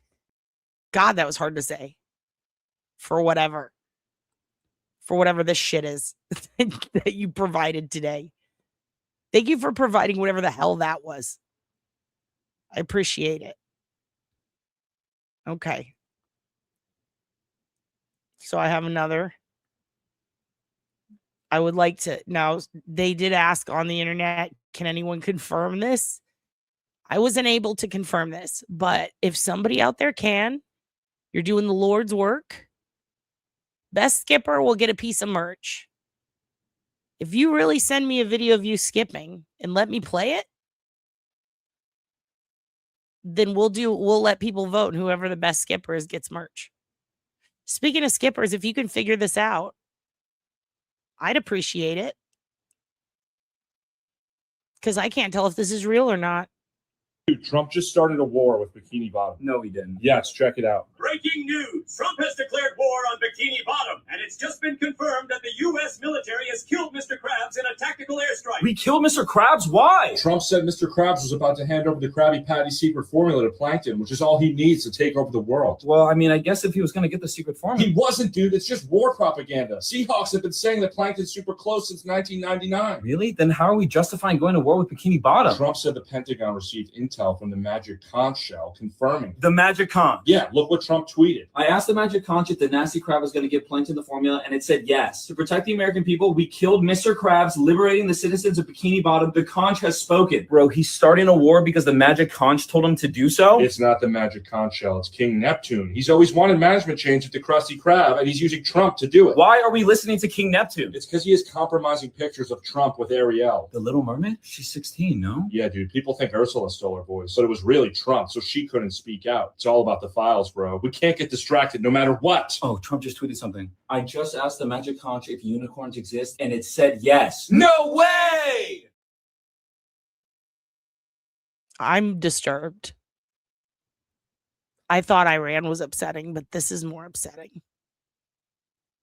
Just kidding. Iran's pretty upsetting. By the way, Isn't it crazy that Melania Trump was allowed to reside over that UN conference about kids who are suffering in war-torn countries right after killing 160 little girls at a girls' school, bombing Iran? Isn't that crazy? That's crazy. It's crazy that people, like, everybody's like, why does terrorism exist? It's like, maybe because you bombed a school full of children. If they did that to us, we would do a 9/11 on them. We'd react that way. We'd go, now we have to kill everyone. It's like, can we just stop bombing the kids? Melanoma?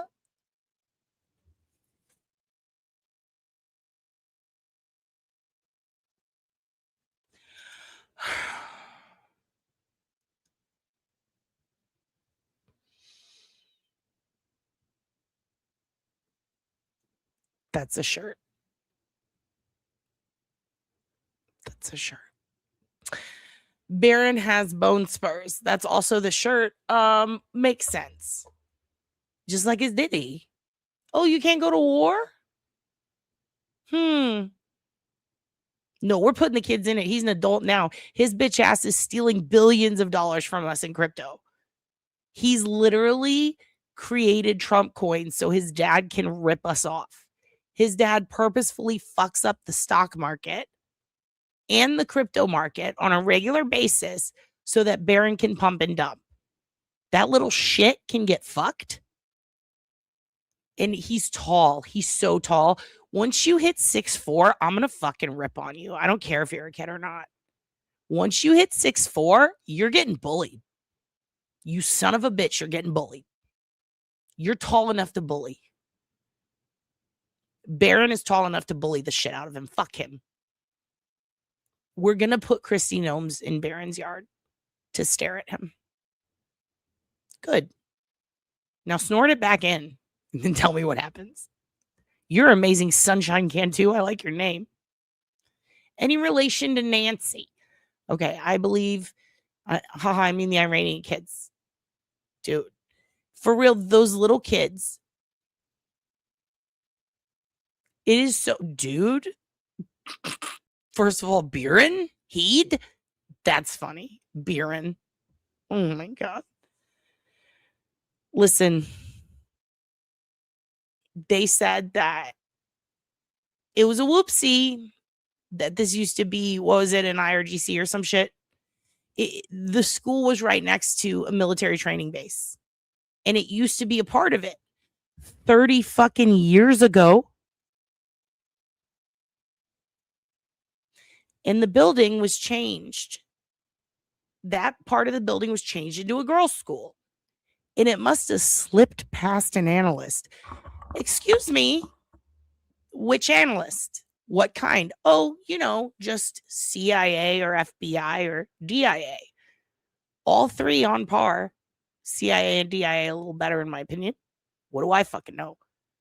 But the point is, 3 comfort layers of analysts had an opportunity to just look at a fucking map and go, hey, what's that building?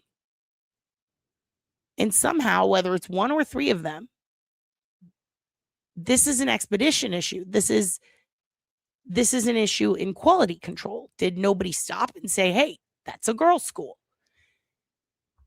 How would they know that, though, Kat? How would they know that, what they're doing there? They missed it. Someone missed it. There's thousands of buildings. Okay, what if I told you when you scroll over it on fucking Google Maps, it shows you that it's a girls' school? All they had to do was Google it. That's it. Google the address. Google the fucking address. It's a girls' school full of little girls, and they bombed it. And they didn't just bomb that. Earlier in the morning, they bombed another place with fucking kids in it, another school, and they bombed a big fucking hospital. A big fucking hospital full of old people and children and babies. They talked about how one of the acts of terror that has been done throughout the Iran-Palestinian conflict was that Israeli forces would go in and they would embed people who would go into these hospitals that were half bombed, and then they would go find the maternity ward with the babies and they would unplug the incubators and the babies. And that's who we're bombing on behalf of. And we're bombing children. I guess I never thought to Google it. I guess in the entire time I was an analyst for the CIA and the DIA and the FBI, I never thought to Google that son of a bitch. Oh no. Oh no. We've bombed someone wrong because I didn't use the Google. I wouldn't even know where to begin. Fucking for shame, dude. That's what I'm saying. Is like, we're doing that now. We're doing that now. Are we the baddies? Do you remember that sketch? What was that show? It's a British, fuck, what is it called? There's a British sketch show that's very funny. And it's, they did a sketch where it's a bunch of it's a bunch of Nazi officers and they're knitting Nazi propaganda onto scarves. And they look around and they're like, they're back in the day, they're in war. And then they look around and he looks down at the scarf and it's got a skull on it. And he goes, have you ever thought, why are we knitting skulls? Why are we knitting skulls on this? And then he's just like, I don't know, because that's our emblem. And then he's like, hold on a second. Are we the baddies? It's like a Nazi realizing that he's the bad guy. Are we the baddies? No, it's not AbFab, but AbFab is one of the bests. It's one of the bestesses. Fuck, what's it called? Peep Show. It's called Peep Show. He's like, are we the baddies? Oh, no. But here's the other thing, is that the leader of Iran was still a dickhead. Ayatollah Khamenei or whatever his name is, he's a piece of shit. They were treating protesters horribly. They were just openly shooting at them, killing them. So in order to save them was the initial reason we had to bomb these kids. But then we find out, no, it was to help Israel because they supposedly bombed Israel first. I thought the IDF had all these cool ass things that could shoot down missiles. Invoke the 25th. That's all I'm saying. Patsy and Adina were the best, dude. Send Patsy and Adina to Iran. They'll figure it out. They'll figure it out. Dude, I wish we could just tell him he's in a painting or something. We just need to get this man to stop making decisions for everyone. Because he's scary. Oh, yeah, we didn't do our prayer. That's why everything feels off. It's fine. Look, we're going to have to look at the rest of the files another. We're going to hear, pause it. We're going to hear right now Sheldon, young Sheldon, old Sheldon. It doesn't matter. He's a Sheldon. I like his hair. I find him to be very good at oratory presentations. He doesn't even need fucking PowerPoint. As far as I like to watch, if you go type in MIT, no longer Harvard or MIT actually, because Epstein, but if you go type in, dude, Machado was she won the presidency. And then she gave her Nobel Peace Prize to the big orange baby. And now he's like, go fuck yourself. Thank you for my prize. Oh, that poor woman. I hope she kills everyone. I didn't mean that. But you know what I mean? Like, I hope she Kill Bills it. Does that make sense? I hope she gets revenge on her enemies. No, I'm talking about the president lady. Isn't that her name? Oh, no, I don't care what she does. How about we just not give her any power at all? Nope, don't want to put her in charge of anything. You just let her stay online and complain what she's good at. Jesus, those people are crazy. I can't believe that stuff's still going on. I haven't checked it in a while, and I saw it was still people tagged me and shit. I was like, get the fuck out of here with this shit. I don't give a fuck. Put you all in jail. I want everyone in jail. Everyone go to jail right fucking now. Chain you up, lock you up. No one's allowed to see your kids because you all brought your kids into it. So now no one's allowed to see their fucking kids. Fuck all you. Fuck your kids. Fuck all of you. They would be better off without you all. Like, goddamn. Goddamn, people are nuts. I'm so sick. I don't even, on Twitter, I'm just balls deep in this shit. I'm political cat now. I don't give a fuck about any of that shit. Pin it on the girl, don't pin it on the girl. I don't give a fuck. Just don't fucking bother me with it. Don't pin it on me. Stay away from me. God damn that shit. Never covering a fucking trial again about with fucking anybody named after an animal who leads the brigade. Nope. People are fucking nuts and they're all perverts. They're all nutty perverts. Cuckoo, Kachu, wild, white, and violent. Wild whites. The wild, violent whites of. No, it doesn't work because it's Canton.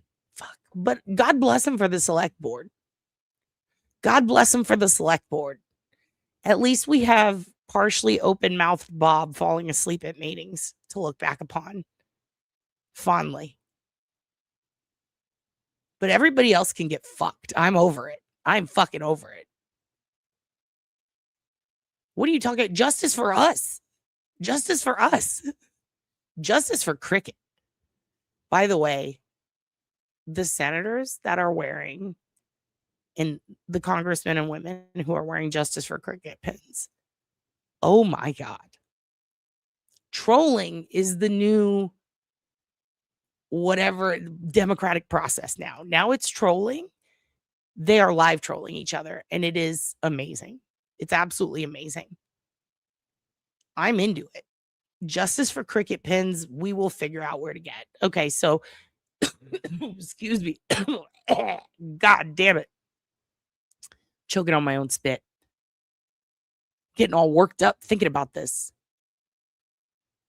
Thinking about goddamn White House, Senator Whitehouse. What a fella. He looks like he could play a principal on any CW show. I respect this man. He dresses a little like the dad from Mr. Belvedere. And I respect it. So, Senator Whitehouse, he's from Diet, Nebraska, naturally.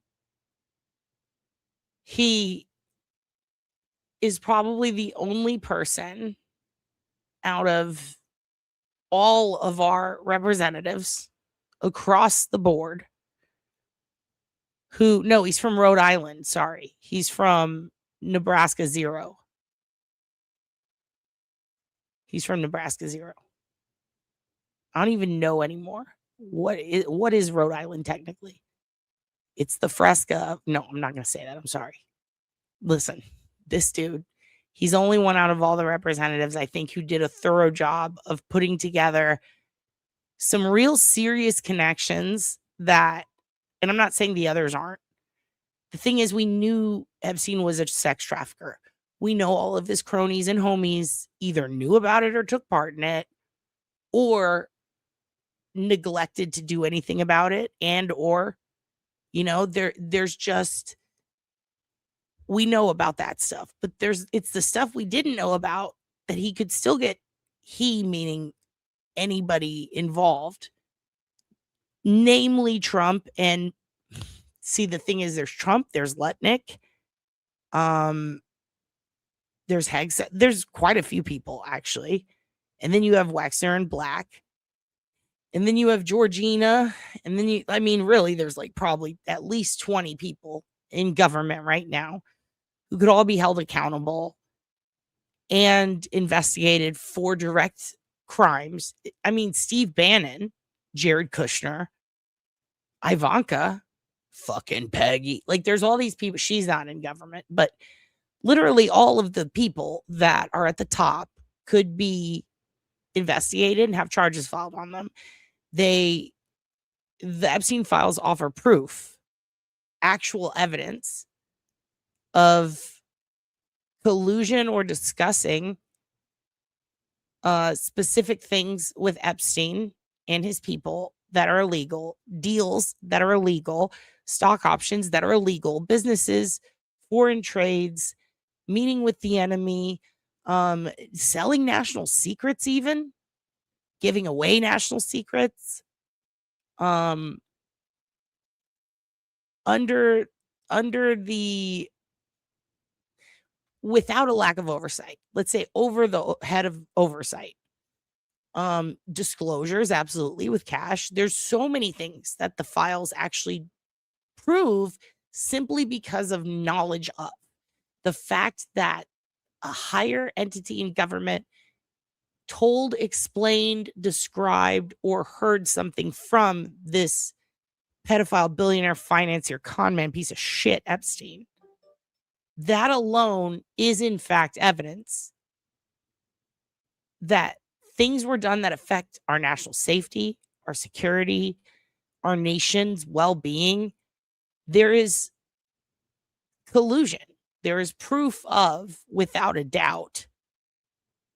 Most importantly, aside from, because the sex allegations are the most important, but as far as in the context of what we're talking about, most importantly for the purpose of what can get you expelled from your position of work and what can get you actually, charges. There is a lot in here that isn't just circumstantial. Like the case can be made, this is highly illegal what's happening. And essentially, Epstein and others were operating under foreign influence and on behalf of foreign entities that directly sold out our country in a Benedict Arnold sort of way, like actual treason. And White House, is the only one who has had the balls to stand up to Russia, in my opinion, and put together a concise, clear link between everything in the files that proves that this is going on under the president's nose with his blessing. And I thought it was so concerning when I started to see it and reading the texts about him with Bannon. Holy shit.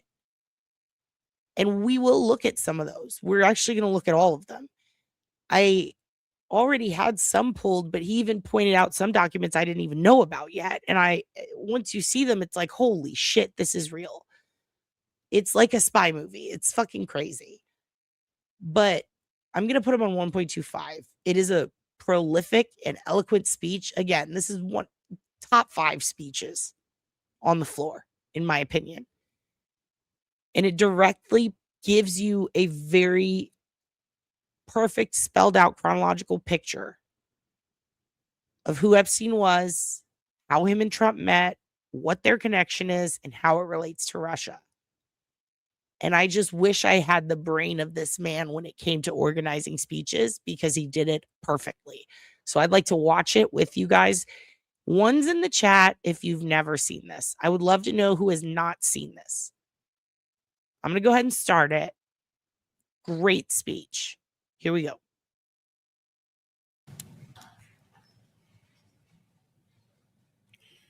It was the spring of 2019.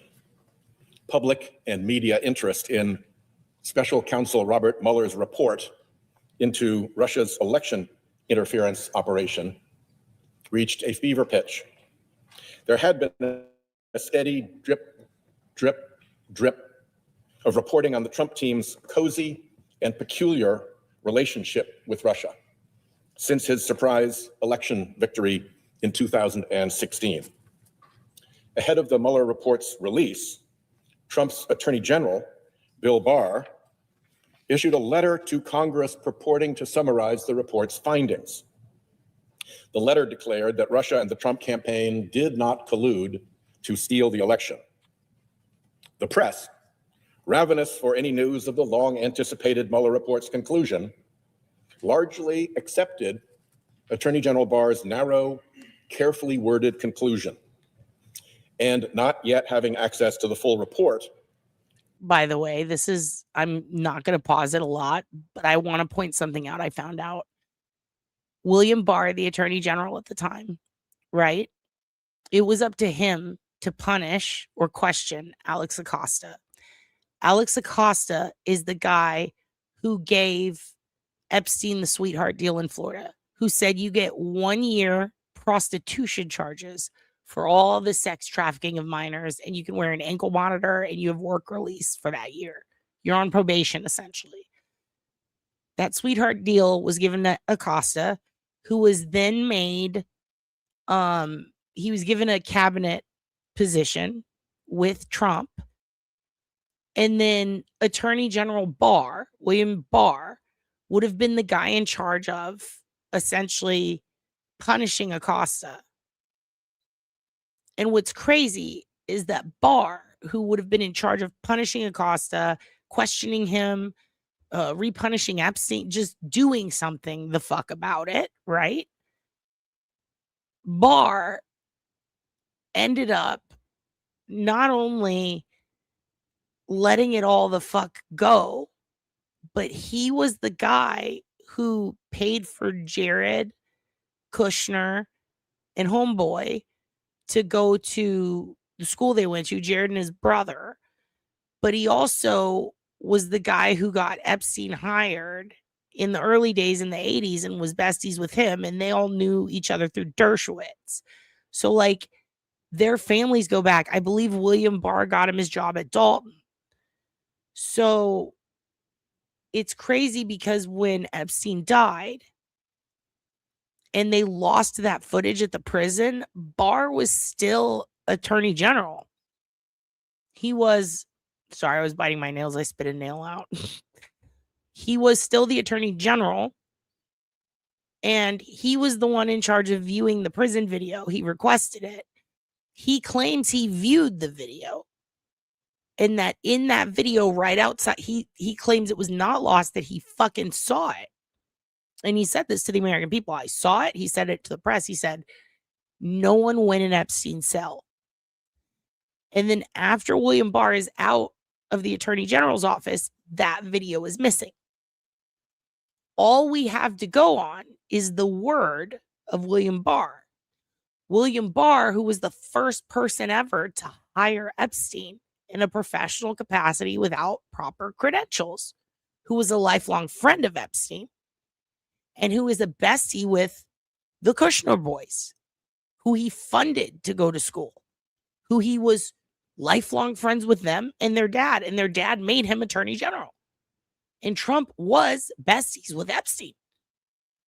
So the one guy who was in charge of viewing and potentially releasing the footage of that tape mysteriously goes missing after he views it. And he's the one guy we have to rely on with the proof that no one entered Epstein's cell, that he did in fact kill himself. And the video goes mysteriously missing. And now we're supposed to trust him. And he's also the one guy who he was the first person in a chain of events that led to a sex trafficker billionaire to creating this monster. Because after Barr, then it came to Les. Well, then Les Wexner, Bear Stearns, Robert Maxwell, all that. But Barr was the first in line. So it's weird how a guy who, in my opinion, enabled and helped create. Yeah, it was Bill Barr's dad. You're right. It was his dad. And Bill Barr paid for the Kushners. And then Bill Barr, that's how he knew him, though. And they were homies. And Bill Barr was also homies with Dershowitz, Trump. He was friends with Peggy. Fucking, she knows everyone. Like, a lot of people in the Epstein files in that inner circle were friends with Barr. And Barr is the one person who we have to trust.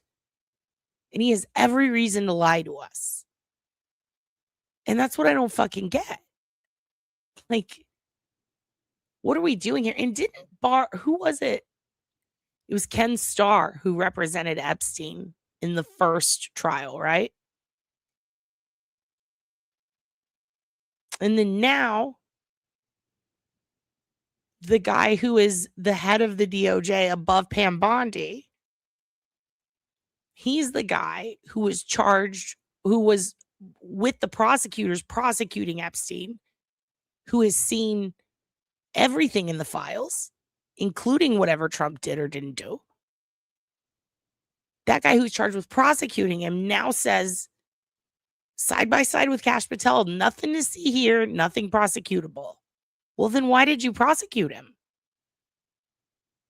There is absolutely a sex trafficking, like he was charged with it, and you were prosecuting him.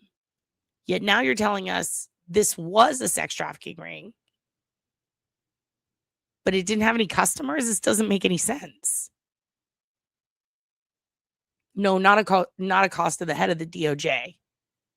Fuck, I'm blanking on his fucking name right now. Because he's the one above Bondi. Fuck. It's because I've been all up Hegseth's ass. But his name will... And I've been up Ken Paxton's ass, too. Where the fuck is he? We were just talking about him, too. I've been blanking on a lot of names. Who's that? He's the top 3 head of the Justice Department. No, not Kash Patel. He's the guy that goes on TV and he does the press conferences, even though that's not his job. Oh, fuck. I'll find it in a minute. I'm going to hit play on this. I'll find it and then I'll come back. I can't remember his fucking name right now. I'm going nuts. No, not Comer. God damn it. We were just talking about him. Hold. Blasted the Attorney General's summary around the world. Trump himself declared, all caps, no collusion. He said he had been cleared of the Russia hoax. Fucking Todd Blanche. Yes, Deputy AG. Deputy AG. Yeah, Todd Blanche. He represented Trump in his trial, I believe, with E. Jean Carroll, and then the one for the whole overthrowing of the government. He lost. He infamously lost. He ended up with what, 34, 43 felony indictments. He also represented Manafort, who lost. That guy ended up indicted. He also represented Cohen, Michael Cohen, lost. That guy ended up indicted. So then naturally, Trump says, let's take this lawyer who keeps fucking losing in court and let's make him the deputy AG. But right before that, he was picked as one of the co-prosecutors for the Epstein case, and then Epstein killed himself, so he got out of it. Fucking wild. A term he reserves only to describe things that are true, like climate change. Frustrated, Mueller wrote to Barr that... Sorry, I want to go back on this because this is a great moment, but I want to let him start at the beginning, and I will not talk. I'm so sorry. Let's just watch this and enjoy. For any news of the long-anticipated Mueller report's conclusion, largely accepted Attorney General Barr's narrow, carefully worded conclusion, and not yet having access to the full report, blasted the Attorney General's summary around the world. Trump himself declared, all caps, no collusion.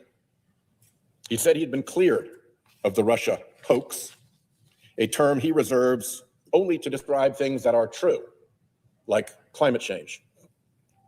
Frustrated, Mueller wrote to Barr that the Attorney General's letter did not fully capture the context, nature, and substance of the investigation.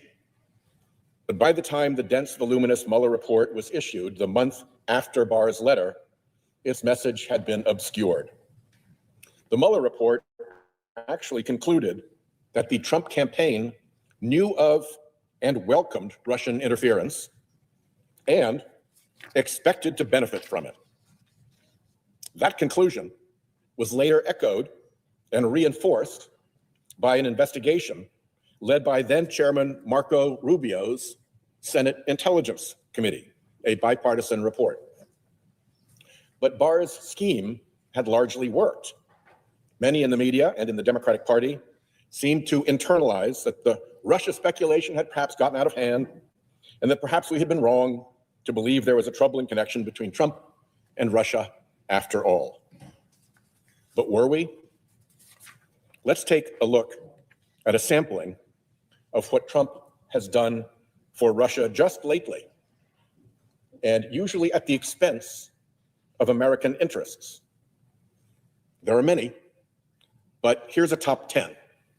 1, after Trump and Vice President Vance theatrically chastised the heroic Ukrainian President Zelensky in front of TV cameras in the Oval Office last year, Trump paused our weapons shipments to Ukraine.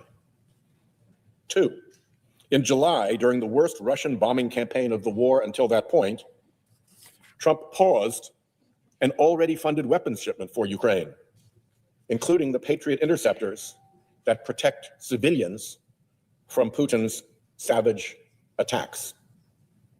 3, that same month, Trump's Treasury Department stopped imposing new sanctions and closing sanctions loopholes.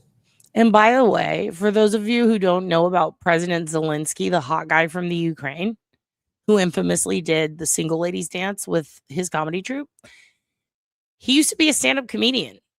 And he was the first leader of the Ukraine in decades. Well, I'd say they did poison one guy who was pretty fucking great. Russia had him poisoned. But other than that guy, he's pretty much their savior. He's their Jesus. He's their Tallarico. Like he's the guy. And they're like, damn, what a baddie. And he has totally changed Ukraine for the better. And he's beloved. And he's a fighter. And he's a dope dude. And he's hot as fuck. And his first job was comedian before all of this. And oddly, I know we've talked about Reykjavik before, but remember, there's a whole documentary about this dude. In Reykjavik, their economy was crumbling. Their dollar was plummeting. Everything was shit. People were sad. It was bad. I mean, it was real bad. And they ended up electing this guy who was a stand-up comedian who said, I'm going to start my own political party and call it the Best Party. And we're going to have a balloon day. And we're going to have cabinet meetings, but everybody's a cabinet member who lives here. And you can all join it on YouTube and you guys pick shit. And he did straight up Democratic votes. And they had a cotton candy festival and people loved him. And to this day, he fucking rules and people think he's the best. And so what I'm trying to say is Zelensky is bae, dude. And when JD Vance and his puffy Chris Gaines looking eyeliner ass is sitting there ripping on a man whose country is being ripped apart by war, when he's sitting there yelling at him for not wearing a suit, that's the type of shit that makes me sick, dude. Fuck JD Vance. Also, what's up, Avrocana? Nice to see you. Effectively allowing... No, he's not a plant. He's a really good dude. He's a really good dude. He's one of the few politicians I've studied at length. And I can tell you he's a really good, like, literally started out as a comedian. I mean, I think that, honestly, I can see why their country's in war, right? But I don't think he's a plant. I think that he is being attacked from all angles by shit that his country was not meant to handle. And that he was handed promises that were not followed through on. And it is a joke. And they have to buy their own ammo because of us, because of the U.S. We promised to help him with all this shit. If he went to war with Russia, but it was on the terms of, but if they start it, we'll hook you up, we'll help you. A lot of wrestlers, to be honest. The only Ukrainians that I know who actually speak to me about the war are wrestlers who happen to be from Ukraine, which is kind of weird. But like straight up, Anaconda, what the fuck is wrong with you? We straight up have to remember that this guy was promised ammo and all this shit. If you need it, should we go to war, right? And then we said, no, fuck you, out of nowhere. So, like, I can see why it looks bad. NATO did fuck Ukraine, but we lied to them. Yeah, we said we got you, and then we didn't get them. And it's kind of crazy. There is no money. There's no money. There's not even any to launder. We fucked them. We fucked them bad. And it's all because of Trump. It's all because of Trump. It's fucking crazy. Anyway, I'm going to let him continue. Dummy corporations to send funds, chips, and military equipment to Russia. Leaked phone calls show that White House envoy Steve Witkoff and Putin envoy Kirill Dmitriev have worked together closely behind the scenes on a peace deal favorable to Russia. 5. Last summer, Trump rolled out the presidential red carpet for the Russian dictator on American soil, with a summit in Alaska that yielded, unsurprisingly, no gains toward ending the war in Ukraine. 6. Trump's vice president. You know, that's a good point. I see what you mean now. You're talking about, so I don't know what it's like in Australia, but I know here we had a bunch of issues with aid services. Like, for example, you know, Red Cross, they're supposed to take all this aid. Doctors Without Borders is like, there's all these charities, right?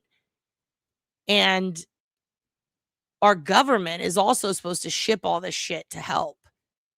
And we're told our taxpayer dollars go to that. But then when the shipments stop or are pulled back on, what happens to that? Is it lost money? What happens to it? If it's food, it's going to go bad, right? So what happens to it? They end up consolidating it, I believe, and selling it off to either a European market or a US market, if they can, to some sort of contractor. And in some cases, they'll sell it off cheaper to a contractor who runs like the Federal Prison Bureau or someone who invests in private prisons, I should say, instead of I was just saying like it. I don't know what the others are all called. There's like a bunch of them, but I'm saying like it, like those type of organizations. You know what I mean?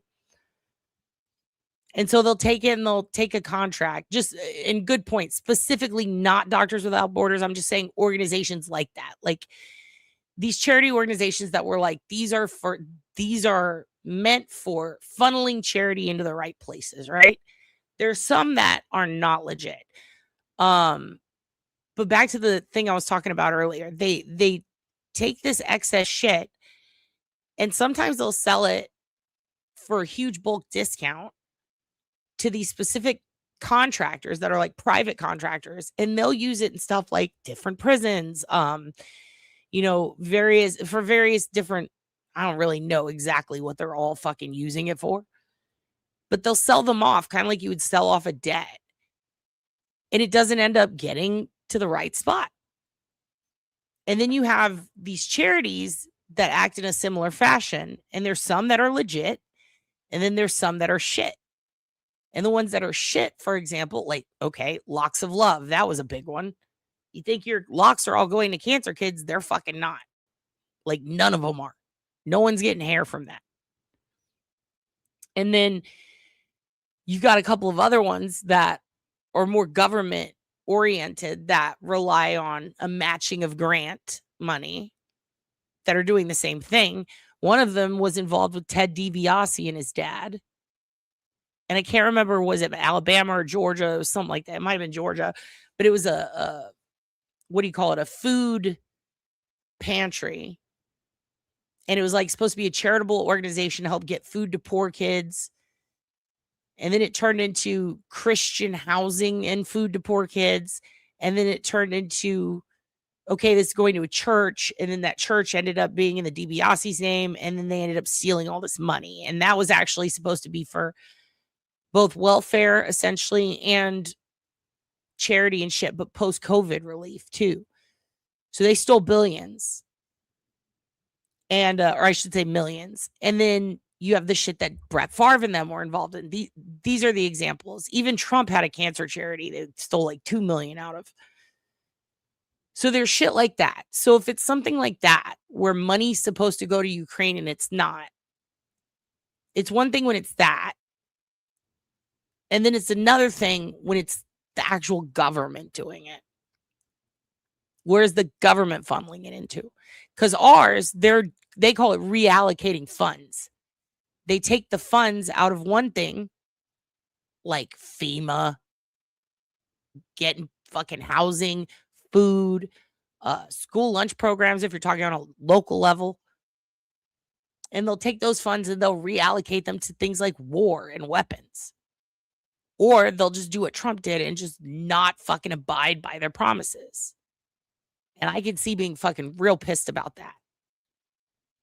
But if it's like a charitable organization that is not attached to the government and they're not getting the money, the Ukraine's not getting the money, then in my opinion, that's not really on the government. The onus is on, I mean, they do need to prosecute them or do something about it, I guess, but I wouldn't necessarily call that money laundering. Now, which is it? You know, I'm not sure, but I'd like to see more.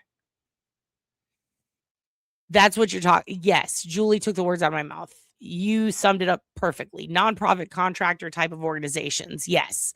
Like fucking Blackwater, or is it BlackRock or Blackwater? They're both bad. Fucking Betsy DeVos's brother's company. Ugh. Ugh.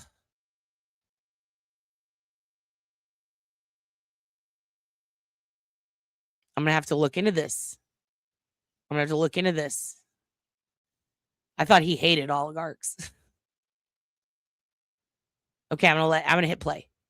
Traveled to the Munich Security Conference last year to parrot Russia's anti-Western talking points, pushed by right-wing groups that Putin has long funded and used to create political strife in Europe. 7, Trump installed Russia apologist Tulsi Gabbard as his director of national intelligence, much to the glee of Russian state media. 8, upon the confirmation of Trump's Attorney General Pam Bondi, the Department of Justice shuttered its anti-kleptocracy work that had successfully targeted Putin's Russian oligarchs. 9, late last year, Trump unveiled a new so-called national security strategy, which abandoned traditional alliances in Europe and favored a transactional foreign policy that the Kremlin praised as, quote, largely consistent with Moscow's vision and desires. And 10, the Trump administration is even paving the way for Russia's return to global sports competition, ending its isolation in those arenas in the wake of the hostile Ukraine invasion and state-backed systemic doping programs in Russia. That's a top 10, but the list goes on. If Trump were purposefully doing Russia's bidding, it is hard to see what he would be doing differently. The United States is the most powerful nation in the world. Russia is a weak, corrupt regime. My old friend Senator John McCain used to say that Russia is a gas station run by gangsters with an army. It doesn't make sense that the President of the United States, who insists on being dominant in essentially every relationship, is so submissive to one person. And that one person is Russia's dictator, Vladimir Putin. So what is it about Trump and Russia? And could it have any connection with Trump's close friendship with the deceased pedophile Jeffrey Epstein? Much about Epstein remains unknown. But the survivors who have come forward and the millions of emails released through the bipartisan Epstein Files Transparency Act have shed some light on the operation of the late financier's global pedophile ring. And over and over it touches Russia. When recently asked by a reporter about the Epstein files, Trump said in part, "It's just a Russia hoax." Again, hoax, the word he uses for when something is true. But the most telling part is that Trump's mind, asked about Epstein, immediately went to Russia. Russia. I should start by pointing out that Epstein's ties to foreign intelligence may never be fully known. It's a murky world. He had links to officials in the United States, Russian and Israeli governments, and many others. But it's worth looking at those ties to Russia, a nation so hostile to the United States. Epstein's career began in the mid-1970s at the prestigious Dalton School in New York City, where despite dropping out of college, 21-year-old Jeffrey Epstein was given a position teaching high school mathematics to the children of some of New York's wealthiest families. Perhaps of note, the outgoing headmaster at the time of Epstein's hire was Donald Barr, the father of future Attorney General Bill Barr, and a former intelligence officer during World War II. The elder Barr was known for making unconventional hires at Dalton. After a couple of years, Epstein was able to leverage the elite connections he made at Dalton to a job at Wall Street investment bank Bear Stearns, where he rose quickly through the company. However, after getting caught fabricating his resume, using the company credit card on expensive gifts for his girlfriend, and ultimately providing privileged stock information to a girlfriend, among other unscrupulous behaviors, Epstein called it quits and started his own financial firm. Those early scams were just the start. Shortly thereafter, Epstein fell in with a wealthy man named Douglas Leese, a British defense contractor with connections in the arms industry and the British government. During this period, Epstein would tell people he was a bounty hunter who tracked down hidden money. According to Stephen Hoffenberg, a former business mentor of Epstein's, who went to prison for a massive Ponzi scheme that he later said Epstein had designed, Leese introduced Epstein to Robert Maxwell. Ghislaine Maxwell, who became Epstein's girlfriend and sex trafficking accomplice after her father's death, was Robert Maxwell's favorite daughter, and he involved her deeply in his work. An opportunist in pursuit of wealth, the Czechoslovak-born Robert Maxwell had complex, shifting ties to British, Soviet, and Israeli intelligence.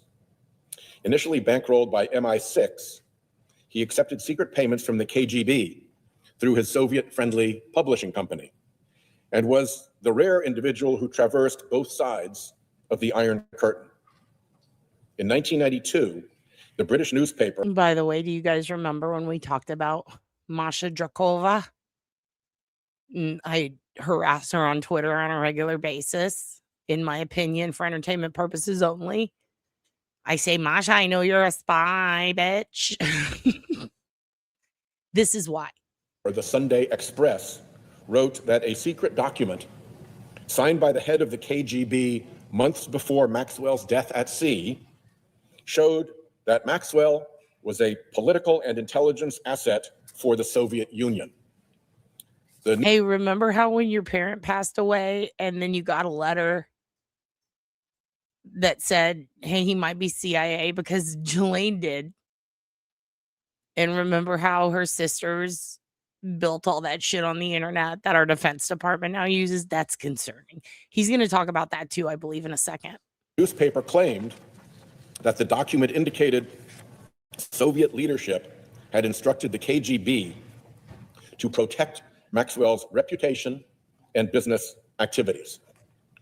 Maxwell's UK Foreign Office file, released more than a decade after his death, described him as, I'm quoting here, a thoroughly bad character and almost certainly financed by Russia. Journalist Vicky Ward wrote the following in Rolling Stone magazine in 2020. By the way, I want to go back real quick because I'm going to change my Twitter bio to this. The KGB, months before Maxwell's death at sea, hold on, what is it? Showed that Maxwell was a political and intelligence asset for the Soviet Union. Right here. The newspaper claimed that the document indicated Soviet leadership had instructed the KGB to protect Maxwell's reputation and business activities. Maxwell's UK Foreign Office file, released more than a decade after his death. Okay, this is going to be my new, in fact, I'm going to put it on regular settings because I want to hear that nice and at a normal pace. This is going to be my new Twitter bio. Are you ready? Described him as, I'm quoting here, a thoroughly bad character and almost certainly financed by Russia. A thoroughly bad character and almost certainly financed by Russia. Remember this. Remember this. What are we at? 2 hours, 20 minutes. Okay. That's my new Twitter bio. Journalist Vicky Ward wrote the following in Rolling Stone magazine in 2021. She said, Hoffenberg told me that Epstein had said he'd worked on several projects with Robert Maxwell, including solving Maxwell's debt issues. The word debt is in quotes. Maxwell died in 1991 under very strange circumstances, apparently having fallen off his yacht, the Lady Ghislaine, in the middle of the night.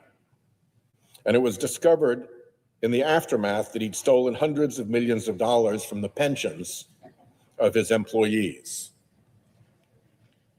The story continued. Epstein had also told Hoffenberg that via Maxwell and Lease, he was involved in something that Hoffenberg described as national security issues, which he says involved blackmail, influence trading, trading information at a level that is very serious and dangerous. The story concluded, 4 separate sources told me on the record that Epstein's dealings in the arms world in the 1980s had led him to work for multiple governments, including the Israelis. End quote. Epstein's strategies for making money and working intelligence contacts seem to have some similarities to Robert Maxwell. For the record, Epstein, a profligate liar, once told Ward that he never met Robert Maxwell or Lease. At some point in the 1980s, Epstein struck up a friendship with a fellow brash New York businessman by the name of Donald Trump. Author Michael Wolff has said of Trump and Epstein, they shared everything. They shared their airplanes. They shared women between them. They shared constantly business and financial advice. End quote. There are many photos of the two men together on the New York and Palm Beach party circuits throughout the 1990s. Trump now famously said in 2002, I've known Jeff for 15 years. Terrific guy. He's a lot of fun to be with. It is even said that he likes beautiful women as much as I do. And many of them are on the younger side. Alan Dershowitz told the New York Times in 2019 that in those days, if you didn't know Trump and you didn't know Epstein, you were a nobody. Dershowitz is the well-known lawyer who served both on Epstein's defense team when he was charged with having sex with minors back in 2006, and on Trump's impeachment defense team in 2020. The president of Trump's Atlantic City Trump Plaza Hotel in the late 1980s said he saw Trump and Epstein together so frequently that he believed Epstein was Trump's best friend. That same man described an incident where Trump brought Epstein and a 19-year-old girl to the casino gaming floor. Epstein once took a model to Trump Tower, where she says Trump groped her while laughing with Epstein. She remarked that it seemed like a twisted game between the two men. One survivor says Epstein summoned her to his offices late one night. Trump soon arrived, and according to the New York Times, she recalled feeling scared as Mr. Trump stared at her bare legs. Then Mr. Epstein entered the room, and she recalled him saying to Mr. Trump, "No, she's not here for you."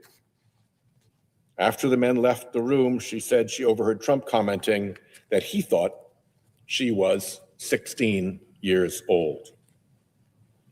In 1992, Trump hosted a calendar girls competition at Mar-a-Lago for dozens of young women. The event organizer was appalled to learn that Trump and Epstein would be the only men present, a private showing. During Maxwell's trial, one of Epstein's victims said he took her to meet Trump at Mar-a-Lago when she was 14. Maxwell recruited 16-year-old Virginia Giuffre from the spa at Mar-a-Lago. Giuffre was abused by Epstein and trafficked to other men in Epstein's orbit. Trump said in 2025, "I think Giuffre worked at the spa. He stole her," he being Epstein. In 1997, the UK tabloid The Daily Mirror, formerly owned by Robert Maxwell, claimed that Trump was dating a 20-year-old British model and that Ghislaine Maxwell had introduced them at a party. The tabloid notes, Trump met the model at a party in Manhattan. Several American millionaires already had their eyes on the model, but she was there with Robert Maxwell's daughter, Ghislaine, who has introduced several of her attractive friends to the property developer, Trump. According to the Mirror, after their meeting, Trump flew Madam Maxwell and the model south to the Sunshine State, where they enjoyed a happy weekend together. When they returned to New York, the model was installed in one of Donald's many apartments there. In an interview with BBC Newsnight, the model stated, "Ghislaine Maxwell did introduce me to him," that is Trump, "and she introduced me to him with a clear message of my being with him in the same way that she had trafficked me and brought me to Jeffrey Epstein," end quote.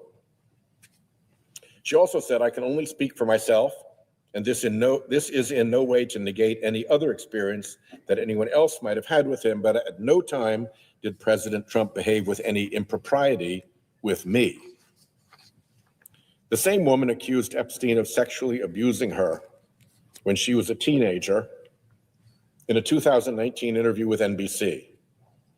From NBC, I'm quoting, "The abuse spanned several years and locales. In addition to the estate on his private island, she said Epstein preyed on her at his homes in New York and Paris."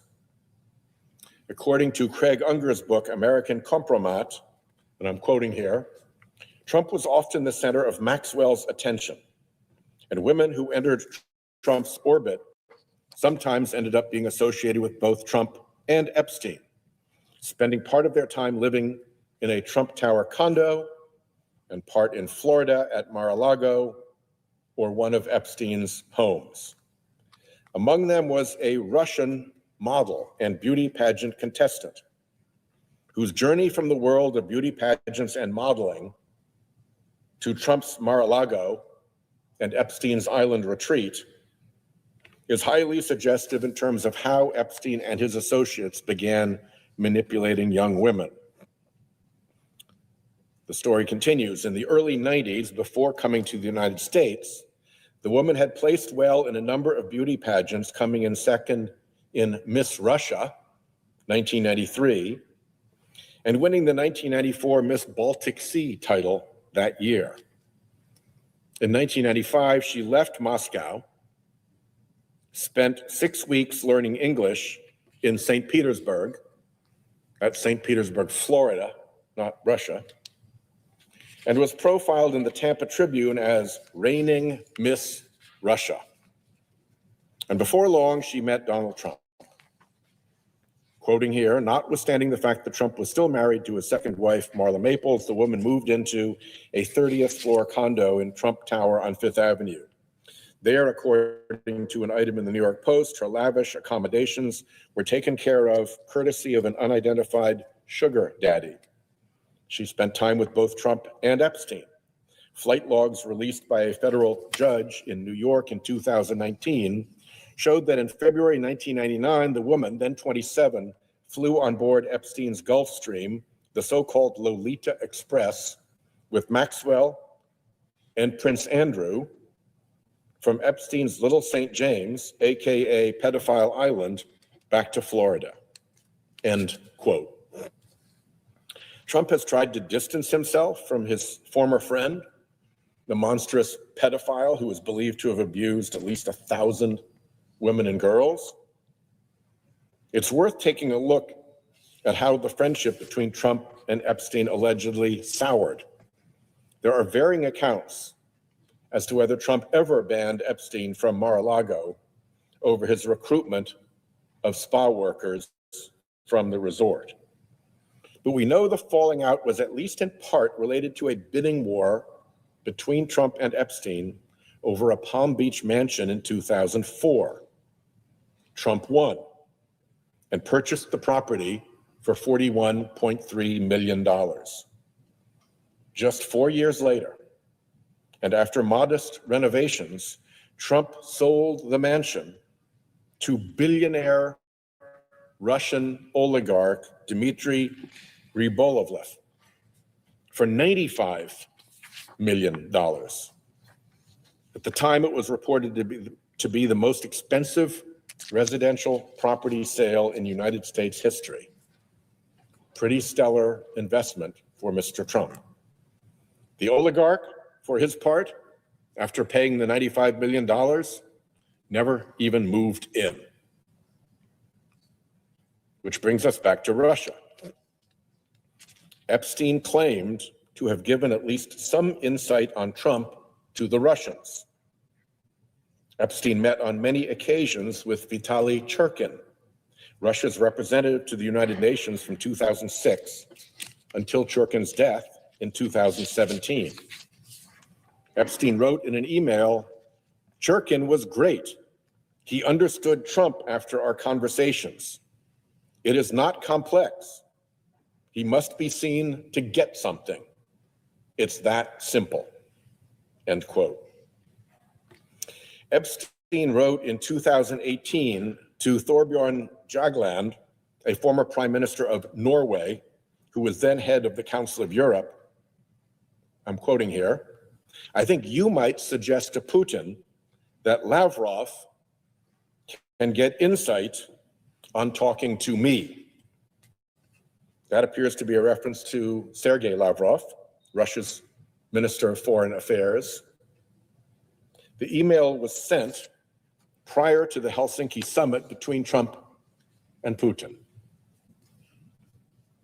In another email to Jagland, Epstein wrote that he wanted to help Putin and Russia reinvent the financial system. A 2017 FBI report, based on a confidential human source, claims that Epstein was President Vladimir Putin's wealth manager. End quote. Pause. Vladimir Putin's wealth manager. If at any point in time you find yourself being, let's be honest, the accountant for a vicious dictator, don't, quit your job. Find something else. And at no point in time should our president have ever been either of them. Bill, fucking Trump, either of those dickheads. At no point should either of them been canoodling with a pedophile who has possible CIA connections or Mossad or whatever, intelligence, if you will. I think generally he was an independent blackmailer who worked on behalf of all of them. I think he fucked over everyone, especially based on the way he talked about his friends. He would literally laugh at the downfall of Bannon, Trump, Clinton, Woody.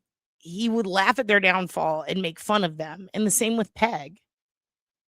He would shit all over these people while also maintaining fruitful relationships with them. He is a backstabber. That is true.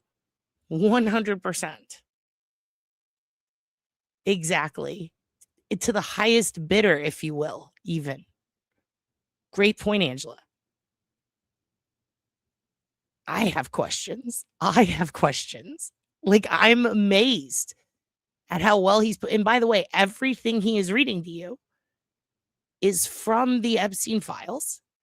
I have them almost in perfect order of his speech. And in the next episode, we will be going through those, in addition to the rest of Lutnick and Trump's. And I would like to show you, if we can get through this quick enough, I'd like to show you, I don't know if we'll have time, but some very interesting emails I told you guys about where he calls people rats. If you got a chance to go through the DOJ files and type in the word rat and just go read through all the results, skim through them, you'll see right away the interesting ones. Epstein was a chisme professional. He loved to gossip. And just like a lot of his homies, he liked to call people rats. They're rats. They're dogs. Which videos? Which one specifically? If you mean the CSAM, I believe they're in Mexico or Spain, where another one of the pedophiles tried to hide them. Although there are accounts, there's a guy who said his mom or his aunt was Epstein's maids, or like worked for him as like a maid or something, or maybe even a house manager or something like that. I don't think it was manager. I think it was maid. Anyway, I think he called her a cleaning lady, actually. And they got into it one day. They got into an argument. Something happened and she got fired.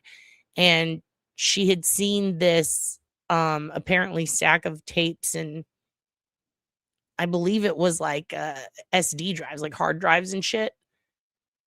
And she took them. And she had been shopping, her son had been shopping them around on her behalf for a while, much like the Black Book. And I'm curious if that's them. But we'll get into that next time. Very interesting stuff. Epstein tried several times to meet with Putin, often via Jagland, although it is unclear if any such meeting took place. But Putin is named almost 1,000 times in the latest tranche of Epstein file documents. And there are almost 10,000 references in the documents to Moscow.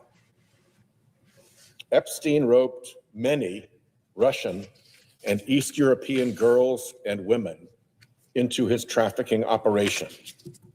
The New York Magazine profile of Epstein, published all the way back in 2002, reads, "Indeed, at a party at Maxwell's house, her friends say, one is just as apt to see Russian ladies of the night as one is to see Prince Andrew." End quote. In Ward's 2003 profile of Epstein, a guest described a, quote, cocktail party thrown by Great question. There is no proof of cannibalism. It was all bullshit. Thank you for asking. Also, speaking of Vladimir Putin's, what would you like to say? Go ahead and say it. Speaking of vicious dictators,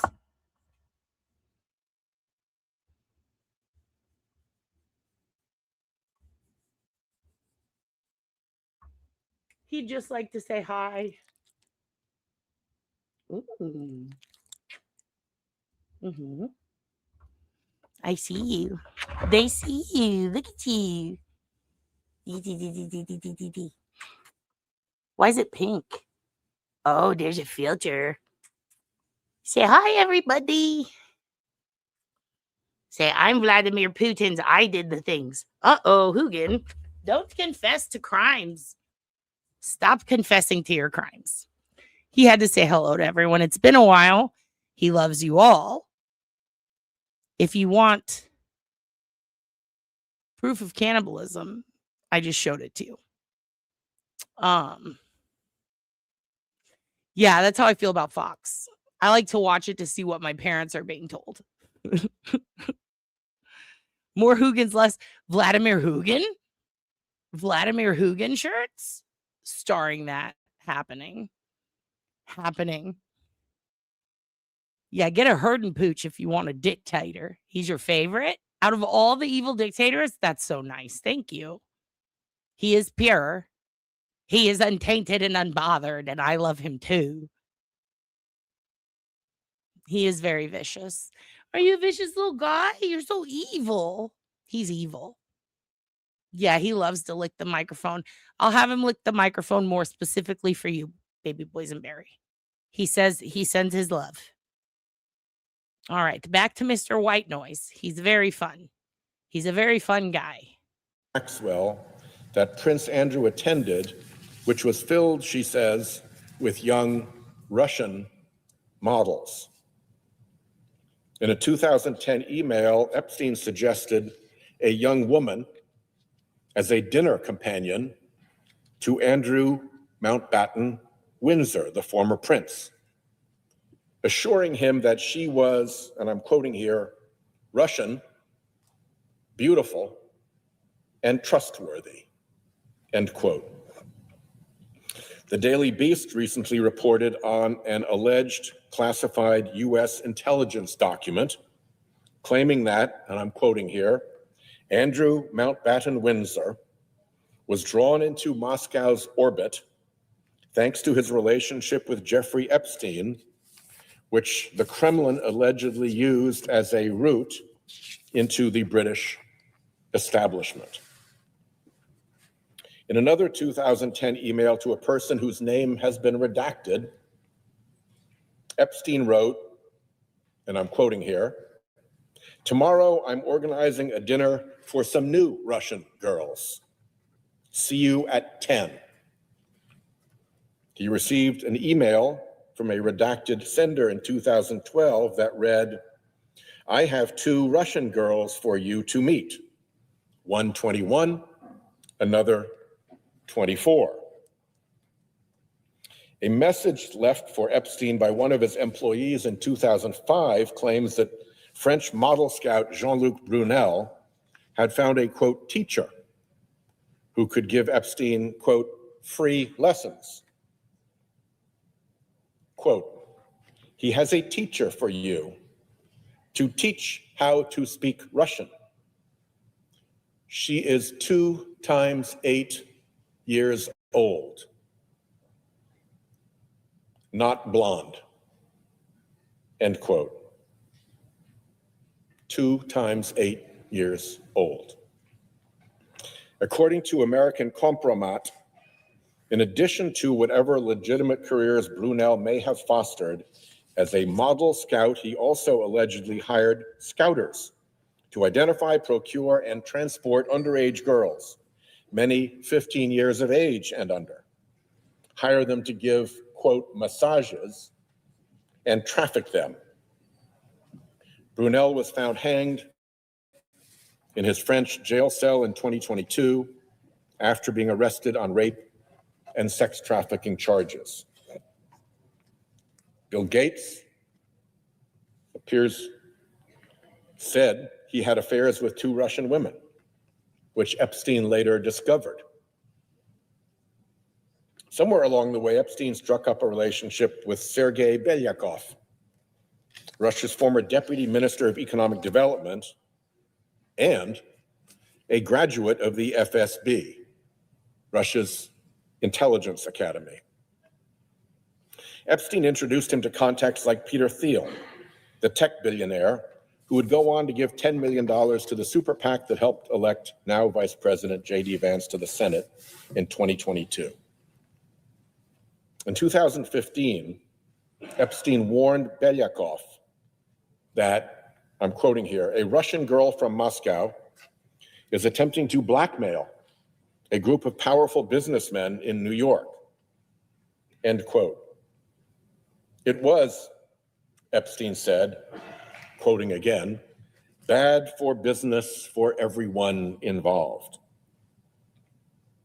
Belyakov responded back with information about the woman, who he said worked in the sex and escort business. The FSB Academy graduate said he would meet with someone who knows her. The following year, Belyakov told Epstein that he had a new position at the Russian Direct Investment Fund, the Russian Sovereign Wealth Fund headed by current Putin envoy, Kirill Dmitriev, the same guy who was caught in those friendly leaked phone calls with Steve Witkoff that I mentioned earlier. Masha Drakova, a former spokesperson for Nashi, the pro-Kremlin youth movement, was in regular touch with Epstein in the last couple of years before his death in prison. She was ostensibly helping Epstein with his public relations. According to the Washington Post, she was, quote, the subject of the 2011 documentary Putin's Kiss, whose title refers to a widely publicized awards ceremony in which she received a medal from Putin and spontaneously kissed him on the cheek, end quote. In a 2017 email, Drakova asked Epstein to connect her with adequate Russian oligarchs. The Post reported in 2022 that her fundraising pitches highlighted her ties to wealthy Russians, although Drakova denied writing those emails and said she did not receive Russian funding. Epstein advised Drakova as she launched her Silicon Valley venture capital firm, and she introduced Epstein to the contacts she had made in the tech world. In one emailed interaction in 2017, Drakova, after claiming to meet billionaire Jeff Bezos, tells Epstein she is, quote, trying to understand what she is not understanding about him, end quote. Epstein writes back that Bezos is, quote, smart, funny, and visionary. He's a very nice person, probably, mistyped, but obviously means probably, the best in the valley among the bees. The files also indicate that Epstein had dealings with Oleg Deripaska, a Russian billionaire who the Treasury Department has identified as a money launderer for Vladimir Putin. Deripaska also cultivated a friendship with Peter Mandelson, a senior figure in Britain's Labour Party. It appears that Mandelson tried to use Deripaska's contacts to acquire a last-minute Russian visa for Epstein in 2010. Correspondence also shows Epstein's assistant trying to set up a meeting for Epstein and Deripaska in Moscow or Paris. There's also audio of Epstein advising then Israeli Prime Minister Ehud Barak to have dinner with Putin to line up work after he leaves government. There is at least one itinerary for a lengthy trip across Russia and photos of Epstein and Ghislaine in what is believed to be Russia, including with people who appear to be Russian soldiers. Yes, we do have to protect Sheldon at this point. I also fear for his safety. He's a very smart man. Very smart man. Yeah, Mandelson was also, he was the gay one, right? He had boyfriends and they would use, he gossiped a lot. He was a gossiper, right? That was him, right? Man, It's crazy to think that these people were supposedly voted in, some of them, and then it's crazy to think some of them were appointed. Like, either way, it's crazy, but just the idea that, like, how is there no one being like, hey, what about not that guy? You have Mandelson gossip? Ooh, share it. Share it with the class. He's dropping all the bombs. He's spilling all the tea and he's getting it on record, most importantly, which I love for us. Umar Jabrailov, a former Russian senator who committed suicide in recent days, described Maxwell as a soulmate.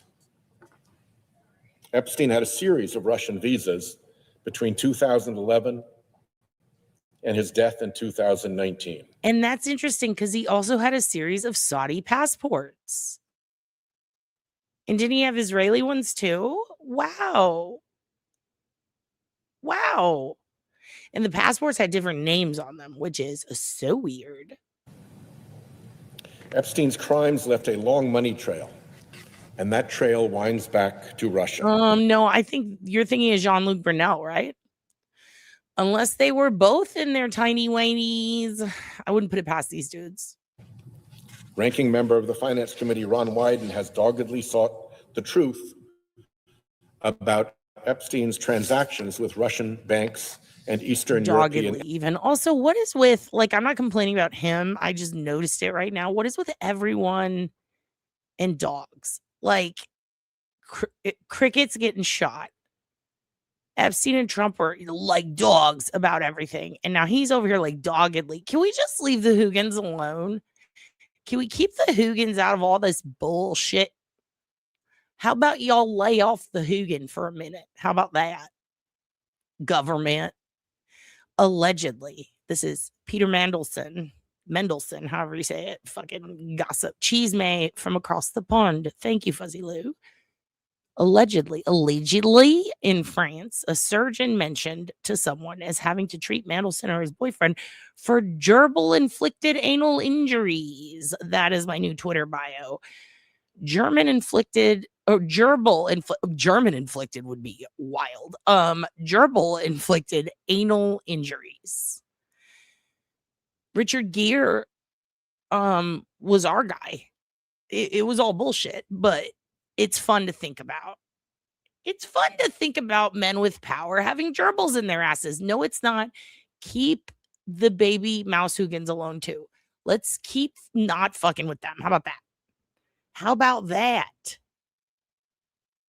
Oh my God, felching gone wrong. By the way, the piano that Big Al plays in South Park is called a felcher, not a Fletcher. And I love that. Entities.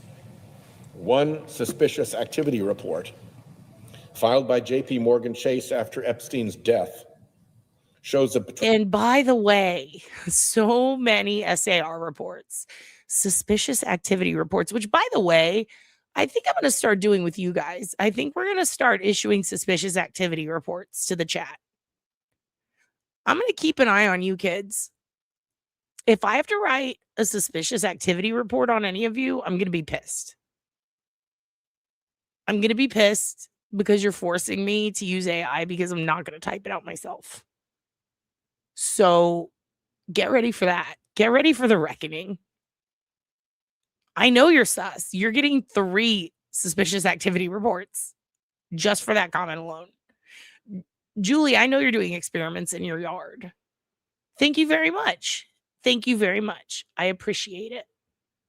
It's very cold outside, so my fit is 2 sweaters. That's right, 2 sweaters. Suspicious activity reports not issued to Fuzzy because she's bringing me good spy gossip. Mandy has been known of the Prince of Darkness as spitting image parodied him for years. Oh.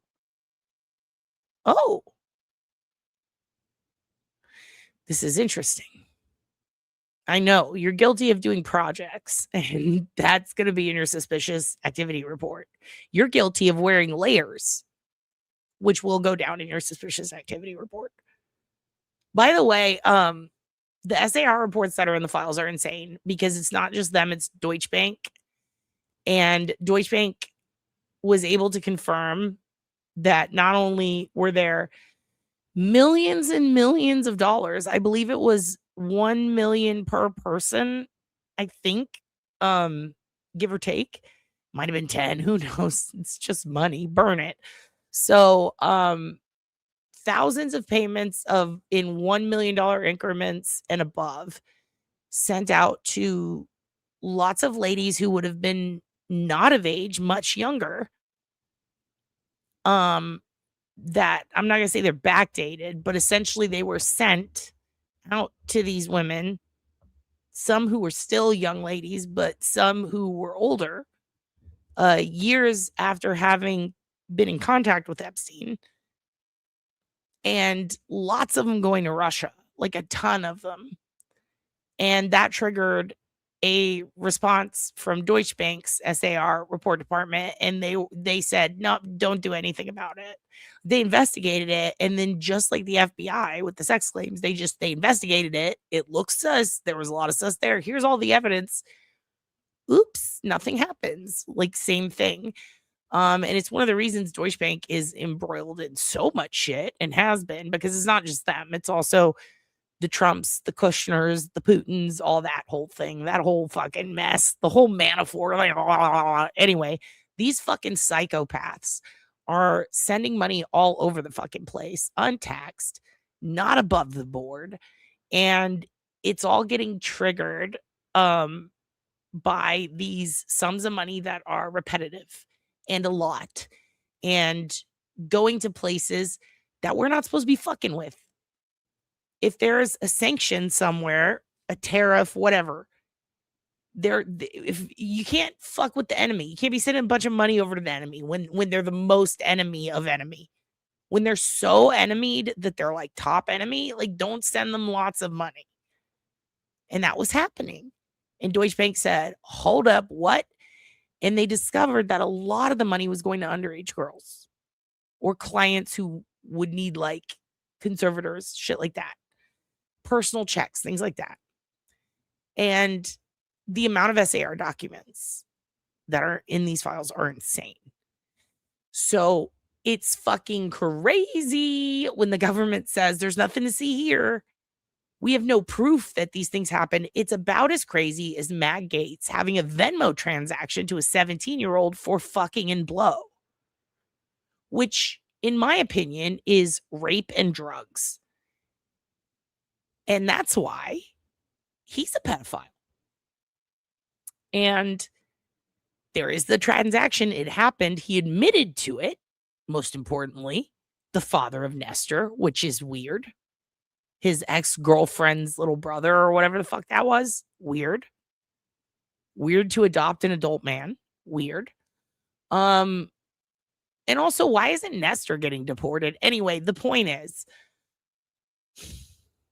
there's evidence. There's lots of evidence. It's just no one wants to act on it. And so Senator Whiteass is pissed about it, and so am I, and God bless him. God bless him for saying some shit.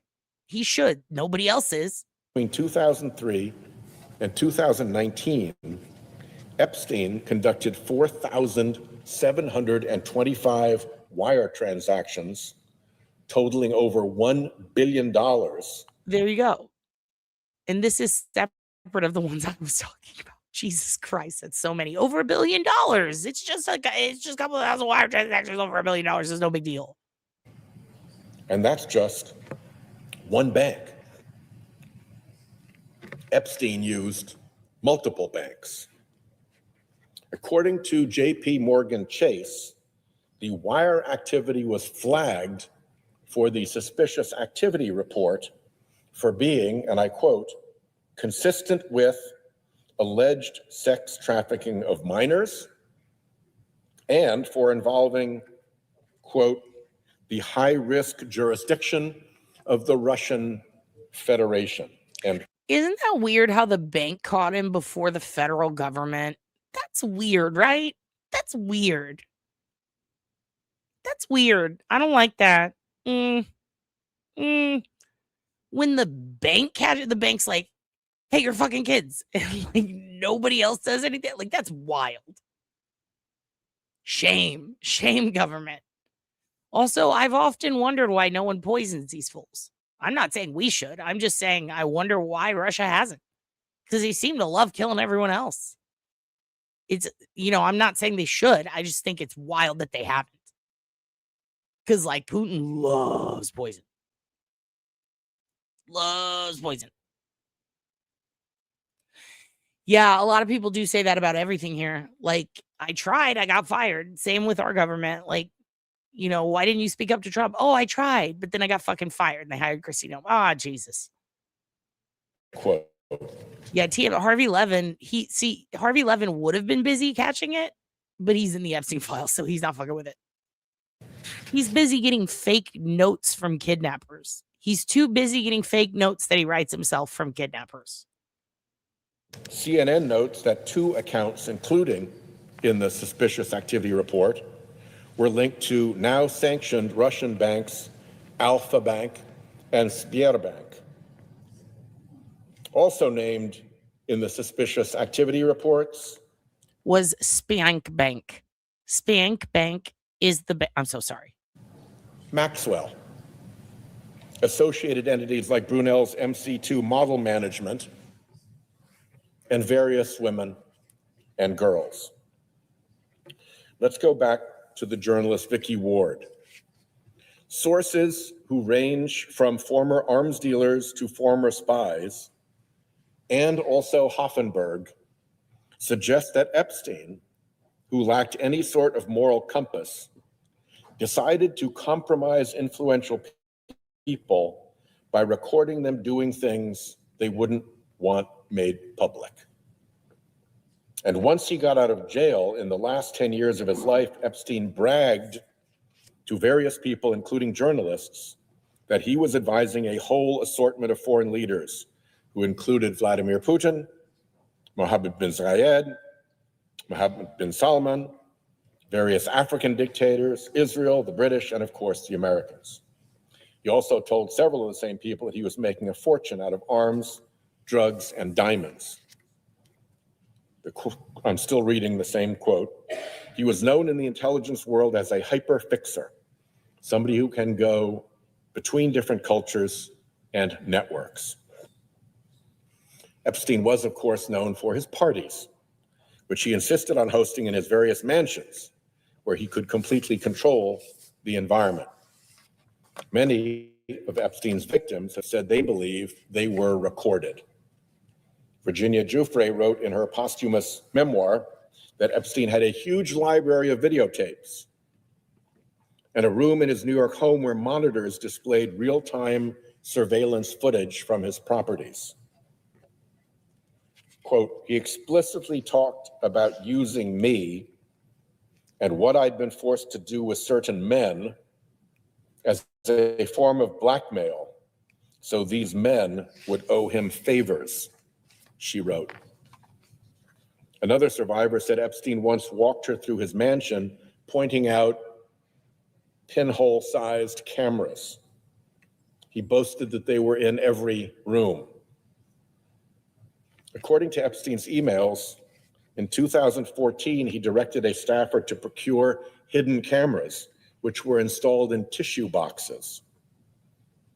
The New York Times obtained photos of the interior of Epstein's New York mansion, which show a camera installed near the ceiling of the master bedroom and another along the molding of an adjoining room. The Times also spotted cameras near a suite of bathrooms on the same floor as Epstein's bedroom. When police searched his Palm Beach home in 2005, they, quote, located 2 covert, paren, hidden, close paren, cameras, end quote. Both cameras were located inside clocks, one by a desk and the other in the garage. It's worth noting that Epstein often seemed to get tipped off in advance as to when the Palm Beach police would be dropping by. Epstein is said to have once told an ex-girlfriend, I collect people. I own people. I can damage people. The disgraced financier Hoffenberg allegedly claimed to the National Enquirer in a final account before his death that, quote, Wherever Epstein was entertaining, he and Ghislaine were taping. That report was only released last summer, as Hoffenberg had asked the Inquirer not to publish his comments until 3 years after his death. Dude, Ghislaine is so fucking creepy. Like, can we agree Ghislaine is creepy? Like, she's creepy. She's always there. She's the one at the party who's like, we should take our tops off. Do you guys want to play truth or dare? It's like, what the fuck, Ghislaine? We're adults. This is a baby shower. What the fuck is wrong with you? She's really weird. If Ghislaine's there, they be filming. What the fuck? Don't invite her anywhere. Or him. The fuck? Hi, Darlene. You busy saving lives? Hello, Dick's Gun. Nice to see you. Welcome, welcome. This is just... I mean, shit. I truly think that her dad gave all that money over to Epstein to hand off to her over her lifetime. And she became his beard, even though he's not gay. Yeah, true. It's weird, right? There's something about her that's just like, she reminds me of a lady in a show, and I can't remember what show. What's the one where it's like, we all have to wear maroon frocks and shit, and we're all like in his image. I can't remember. It has Elizabeth Moss, who is a weirdo Scientologist. There's some bitch in that. Sister Olivia or something. Ugh. Gilly, get the fuck out of here. Ew, she's in Texas. How do we get her out? Not of jail. Just, yes, A Handmaid's Tale. Is it Olivia, the lady in the gray? Who's real mean? I stopped watching after a while. I was like, okay, I get it. You're beating the women. Okay, I get it. Left Behind is hilarious. What? Ghislaine would never get raptured. Never. Fuck, dude. This is crazy. Like, he's putting it all together. Do you see what I mean? This is like one of the best speeches ever. I've done a pretty good job of not talking through most of it because I'm still in awe of like how well he did this. Aunt Lydia, that's her name. Fucking Aunt Lydia. Aunt Glydia. That's what we're going to call her. She's so creepy. Just like, ew, get away from your pedophile boyfriend for a minute and go somewhere. Go do something away from us. Gilly, you fucking bitch. She was the favorite, really? Out of all the girls, she was the favorite, Rob? Jesus, come on, man. Pick a better kid. According to the Daily Beast, the former U.S. Attorney for the Southern District of Florida, Alex Acosta, is once said to have claimed Epstein, quote, belonged to intelligence, and that the decision to let him off easy in 2008 was made above his pay grade. Right there. That's the most important part. Hey, Alexander Acosta, why'd you give this fucking sex trafficking pedophile psychopath possible Mossad agent? Why did you give I mean, let's be honest. He's not just Mossad. He would have been working for the Saudis too, because the passports would have been working for the Russians too, based on the emails and all the blackmail and stuff.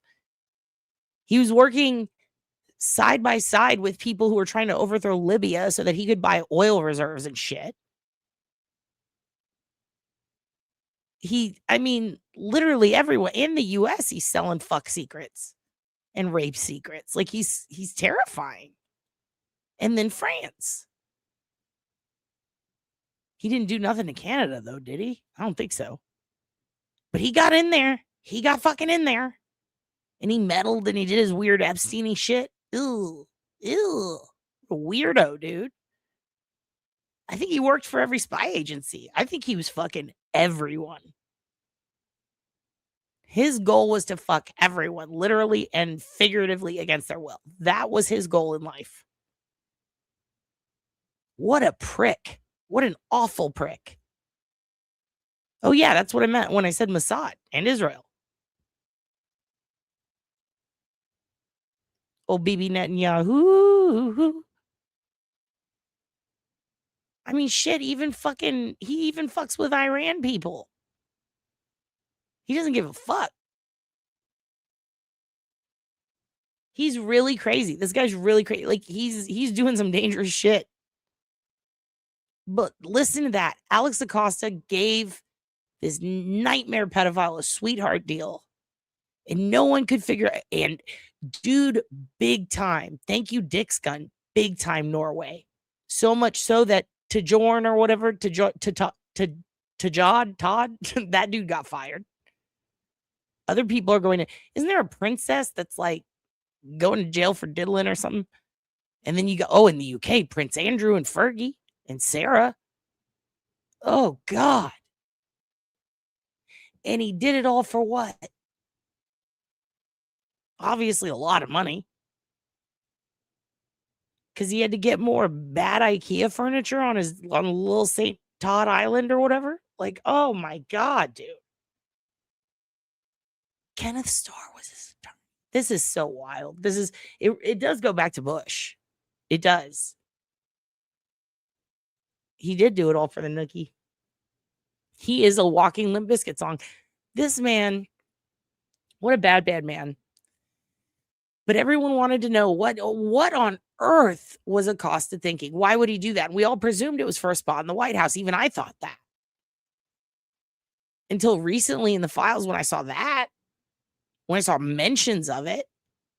But I didn't know that there was already a report and an article about that. I actually have never seen that. And to hear White House here put it all together, it's like, oh shit, that's the part that blew my mind the most out of everything.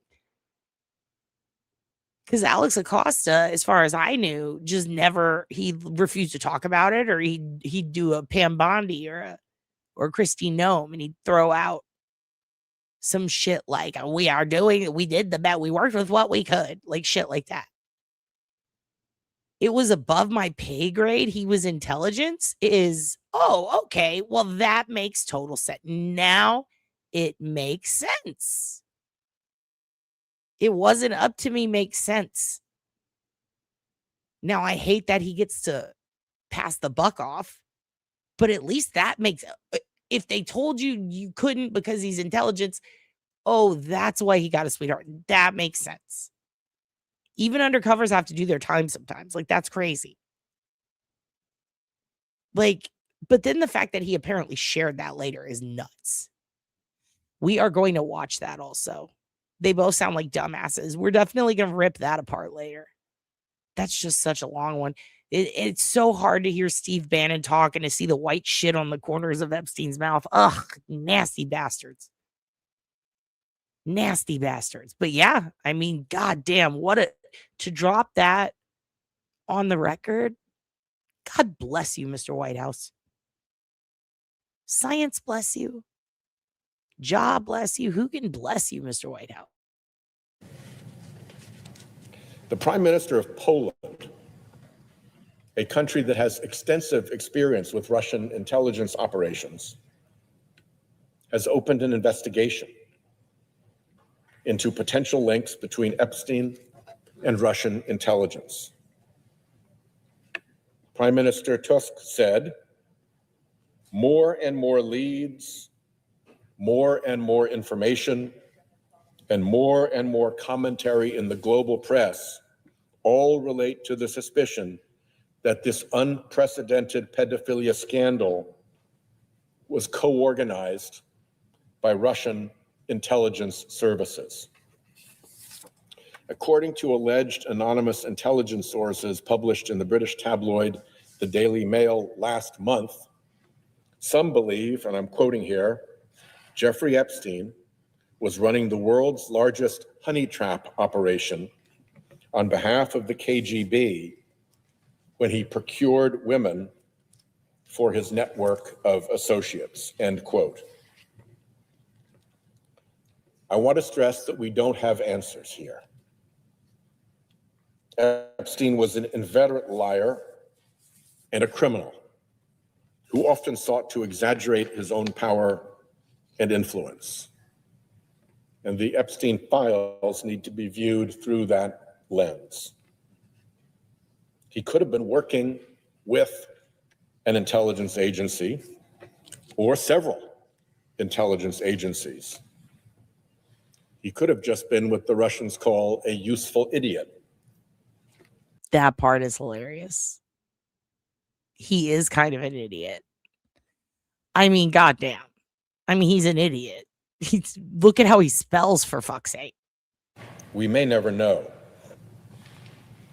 What we do know is that a significant number of powerful men, our current president, some of his cabinet secretaries, tech billionaires like Elon Musk, Bill Gates, and others, were very mixed up with Epstein at different times. And Epstein seems to have been very mixed up with Russia. We also know that there is a cover-up afoot at the Department of Justice.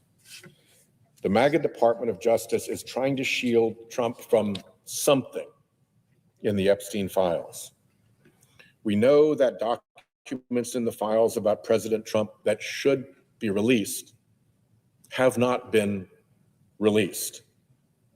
The missing files, first discovered by independent journalist Roger Sollenberger, are alleged to detail claims by an Epstein accuser who said she was also sexually assaulted by President Trump when she was a young teenager. One of the great forces that Washington runs on is normalcy bias. It's often in the interest of the bureaucratic establishment to look skeptically towards outlandish or extreme stories, because in most cases, the truth is more ordinary than what may first appear. What I've done here today is lay out the facts as documented by the many brave survivors who have come forward at great personal risk, as well as by the many journalists who have tried and continue to try to get to the truth. As a lawyer, I know that you can prove cases with circumstantial evidence. You don't always need the smoking gun. Here, we have links with Russia, girls from Russia, money from Russia, people from Russia, deals and transactions with Russia, contacts with people with Russian intelligence, news reports exploring contacts with Russia, and an official investigation from the government of Poland into an Epstein-Russia connection. Sometimes, with a little imagination, you have the chance to see what's right in front of your face. And Mr. President, I'd like to ask unanimous consent. That is such a good fucking line.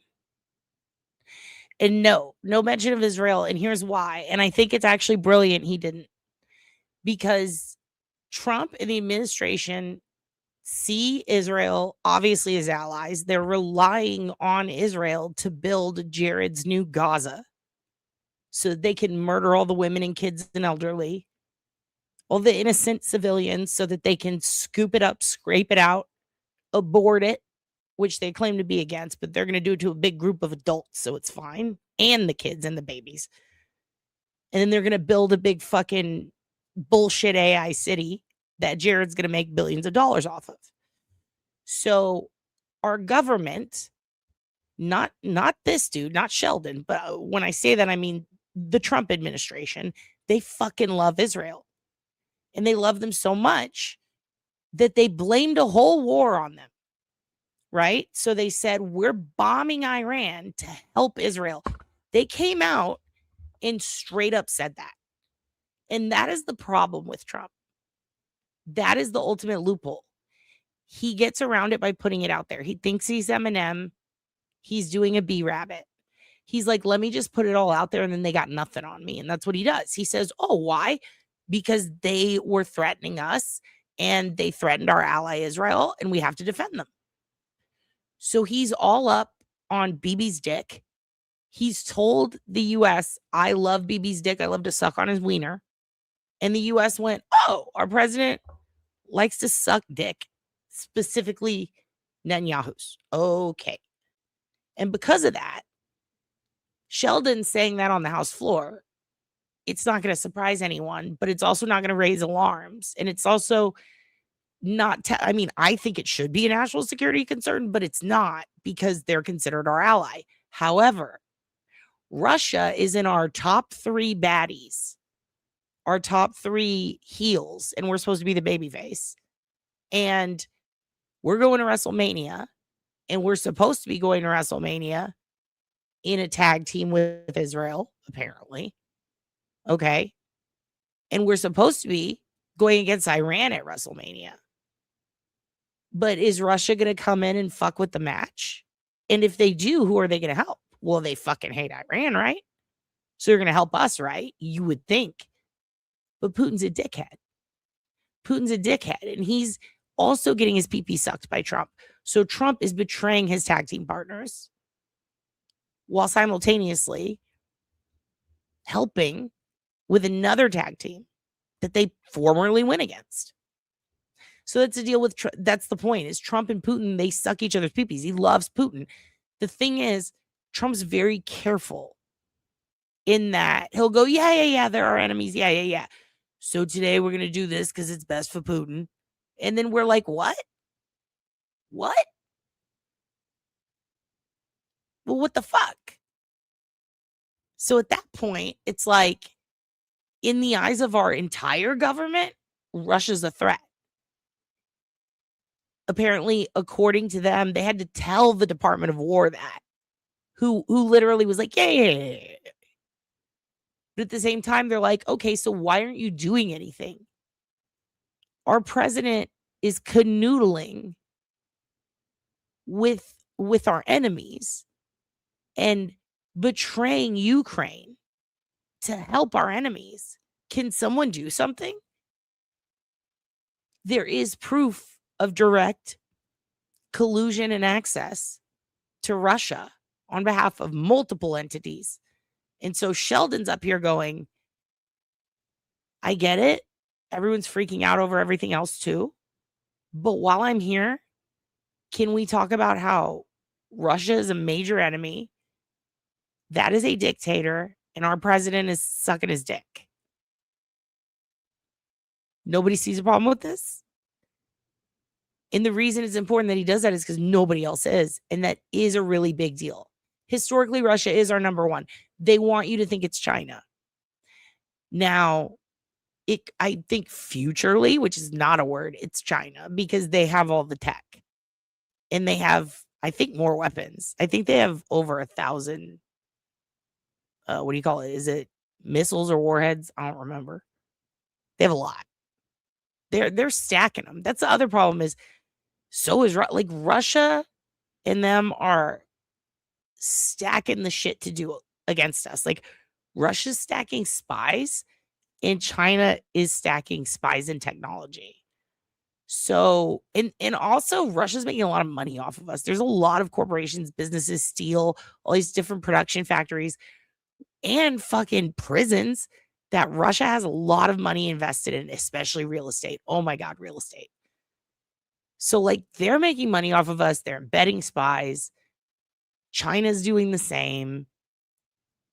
Everyone's kind of trading a little sucky for some fucking money. And we're the ones getting fucked.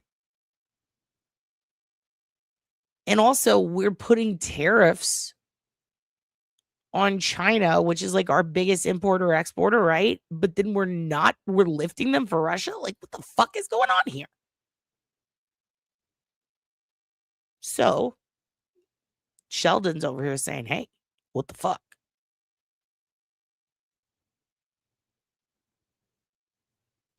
So that's a problem. We're not talking about, like, that would be like me saying all Americans.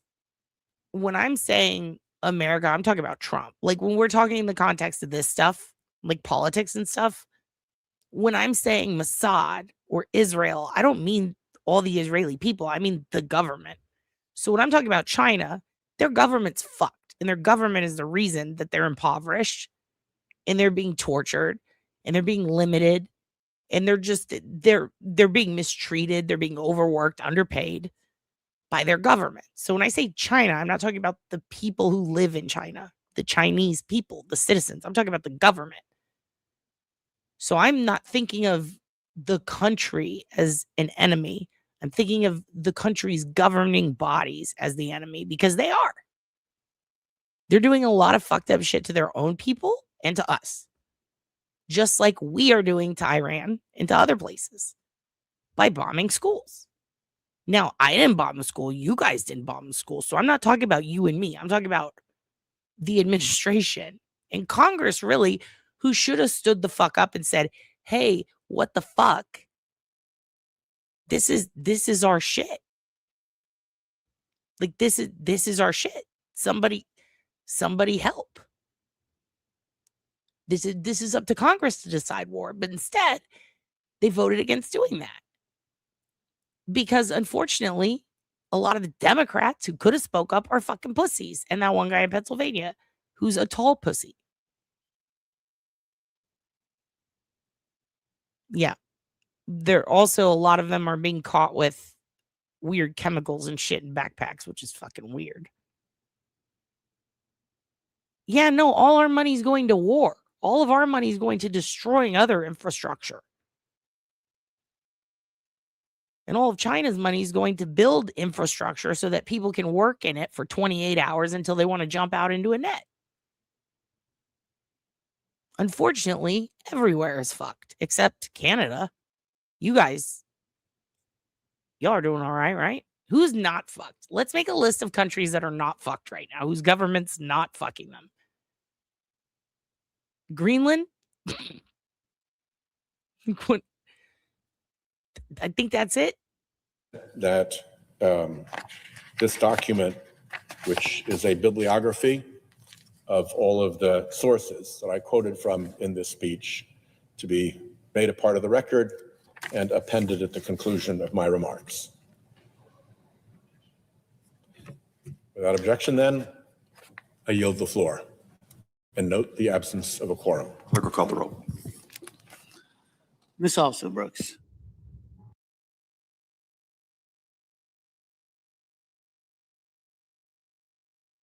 And there we go. That was it. That was Sheldon Whitehouse doing his thing and stuff like that. Thank you guys so much for coming tonight, for being here. Is it? Fuck. Well, Greenland's, yep. All right. Well, there's Sweden. I don't know. Are they okay? Iceland. Are they fucking around? What's Bjork doing? Is she dead? Is she alive? Are they treating her well? Yeah, I don't think the people who happen to live here are, it's like, you know, fuck, look what was going on in Sudan. Remember the whole Comey thing? And then that guy ended up, they were like, we already put that guy in jail. Why are you guys freaking out over this? General Butt naked, like all that shit. There's, you know, their decisions and what they do to harm their people. That's on them. I'm not blaming the people. I feel bad for fucking everyone on earth except, I guess, Canada. Are you guys okay? Who's not fucked? Can we just can we figure out one person who's not fucked, though, before we go? We have to have some faith, something good to look forward to. Our government told us that we have to have a standard of living, so we need to lower our standards. That's why everyone is living paycheck to paycheck. Nothing to do with the elites. God damn it. Where are you at? Sweden killed their elderly during COVID-19. Well, were they the elderly who was like, it's not real? I'm sorry. Big boy? Also, Shaq had a birthday this week. I don't hear any of the government saying shit about it. Nobody honored him? For fuck's sake.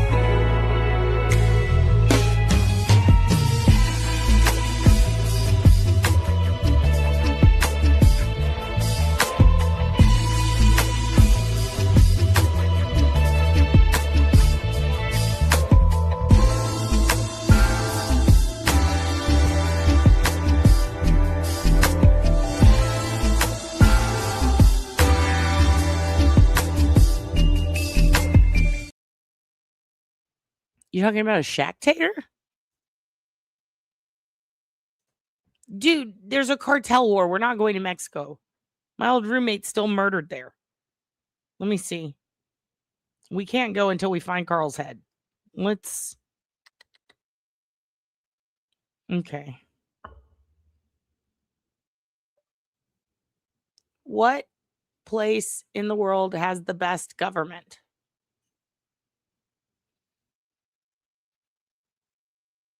Ah, fuck, it says US. No. No. Oh. Politically stable? That's an odd way of looking at it. Germany? I think not. Come on now, Google. Someone paid for that. Was it Switzerland? But they kill the old people. But which old people? Quebec? No one wants to live there. It's too cold. Sweden, Denmark, Switzerland, Germany, and Canada are the top 5. Australia is 6. Australia, United Kingdoms, fucking, and US. Yeah, right. Seattle. That's the best country. Seattle is the best country on earth. Yeah, Uncle Google has been super compromised by Shaq. Finland has the best education system. The Finnish? Well, good for them, dude. But I guess we're going to move there, you guys. So then... Let's go. Whoa, why is Jim Cornette yelling at me? This is a lot. All right, so I'm going to go check out Bhutan, or is it Button? How do you say that? Let's go live in Button. You guys want to live in Button? Bhutan. Oh, shit. That house is on a mountain. I don't know if I'm okay with that. That is on a mountain. Pero Tatesang, Punaka Dazong, Duchula Pass. I'm reading you places here in this place, Bhutan. It's in South Asia. It's a landlocked country in the Himalayas. Rinpun Dazong, National Chinese Memorial Tartan. I don't even know what that land of the Thunder Dragon. Buddhism is big there. The king is Jigme Kesar Namgyel Wangchuk. Well, Mr. Wangchuk, thank you for having the best place. The roads are difficult to navigate. Yeah, I would imagine everything's on a fucking mountain. What is this, a Chinese holler? You guys live in a holler? In Paro Tatesang Dazong? Hell yeah. King Wangfu. Hell yeah. Let's go live there. Let's go live on the side of the mountain, you guys. Lindsey Graham, Mr. Ladybugs. Ending sanctuary cities. Let's end them? Like what, wipe them out like it's fucking Batman? Bhutan, one big ass holler. That's what we call it, y'all. This is my design. Check out my Queensong hut. Happiest citizens. Are they? Well, so is Spain, though. Or no, Italy. Italy? And I'm pretty sure they're fucked. I'm pretty sure all those women are evil. It's like they put a bunch of Sarah Huckabee Sanders and Kristi Noems there. They were like, here you go. Finland for the win. It's between Finland and Bhutan. Tucker Carlson sounds so R-worded. Like, he's... I don't understand why everyone's mad at Israel. Like, he's so fucking... The way he talks drives me nuts. But I can't stop listening to him go off because I like yelling. I like getting in my car and just freaking out sometimes.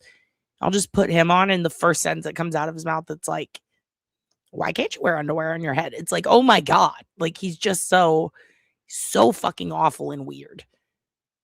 And he keeps popping up more and more in my sidebar. And his hair is getting more fucked up, and his face is getting more flustered. He's starting to look like shit. Like, he's getting more... Every day that goes on, he gets more disheveled. I'm actually a little concerned. I'm like, is he okay? Like, this fucking guy looks like he just got off work at Chili's. He's so upset all the time. Fuck. He does. He's like, ha, ha, ha, ha, ha. Who killed Charlie Kirk? I don't know. You tell me. Some people want you to think, it's like, dude, can you take a longer breath between every fucking short sentence you say? I don't know. Does Trump have a penis? Have I sucked it? Would you suck it? If DX was in the room, would you throw them a suck it? We'll get to that in the next episode. He's so fucking wild. His hair is getting out of control. How does a man look like a boy, but also look like a disheveled drunk at once? It's very weird. It's the water. It's definitely the water. We should take it. We should buy that camp and let Colt Baby run it with President Haid. And then I will abandon you all there with the baby and President Heat. I'll come back and see how that social experiment went in a few years. Okay. And we are eventually going to get back sometime. King Hugin.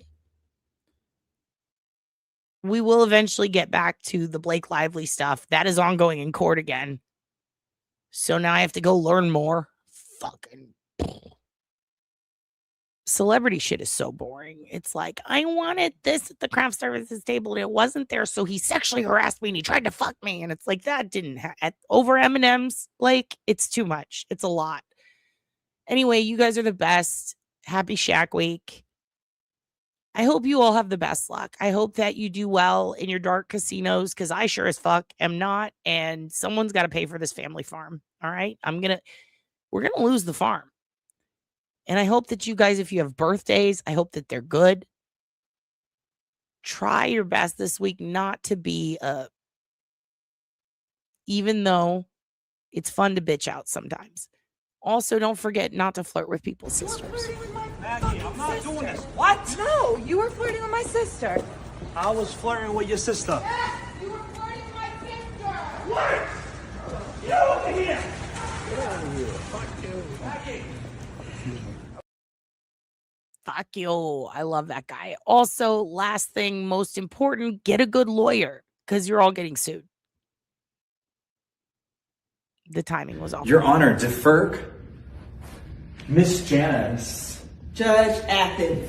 Your Honor, this is so unfair. Your Honor, I think I want to appeal. Your Honor. Your Honor, stop. This is propaganda. Your Honor, this is fake.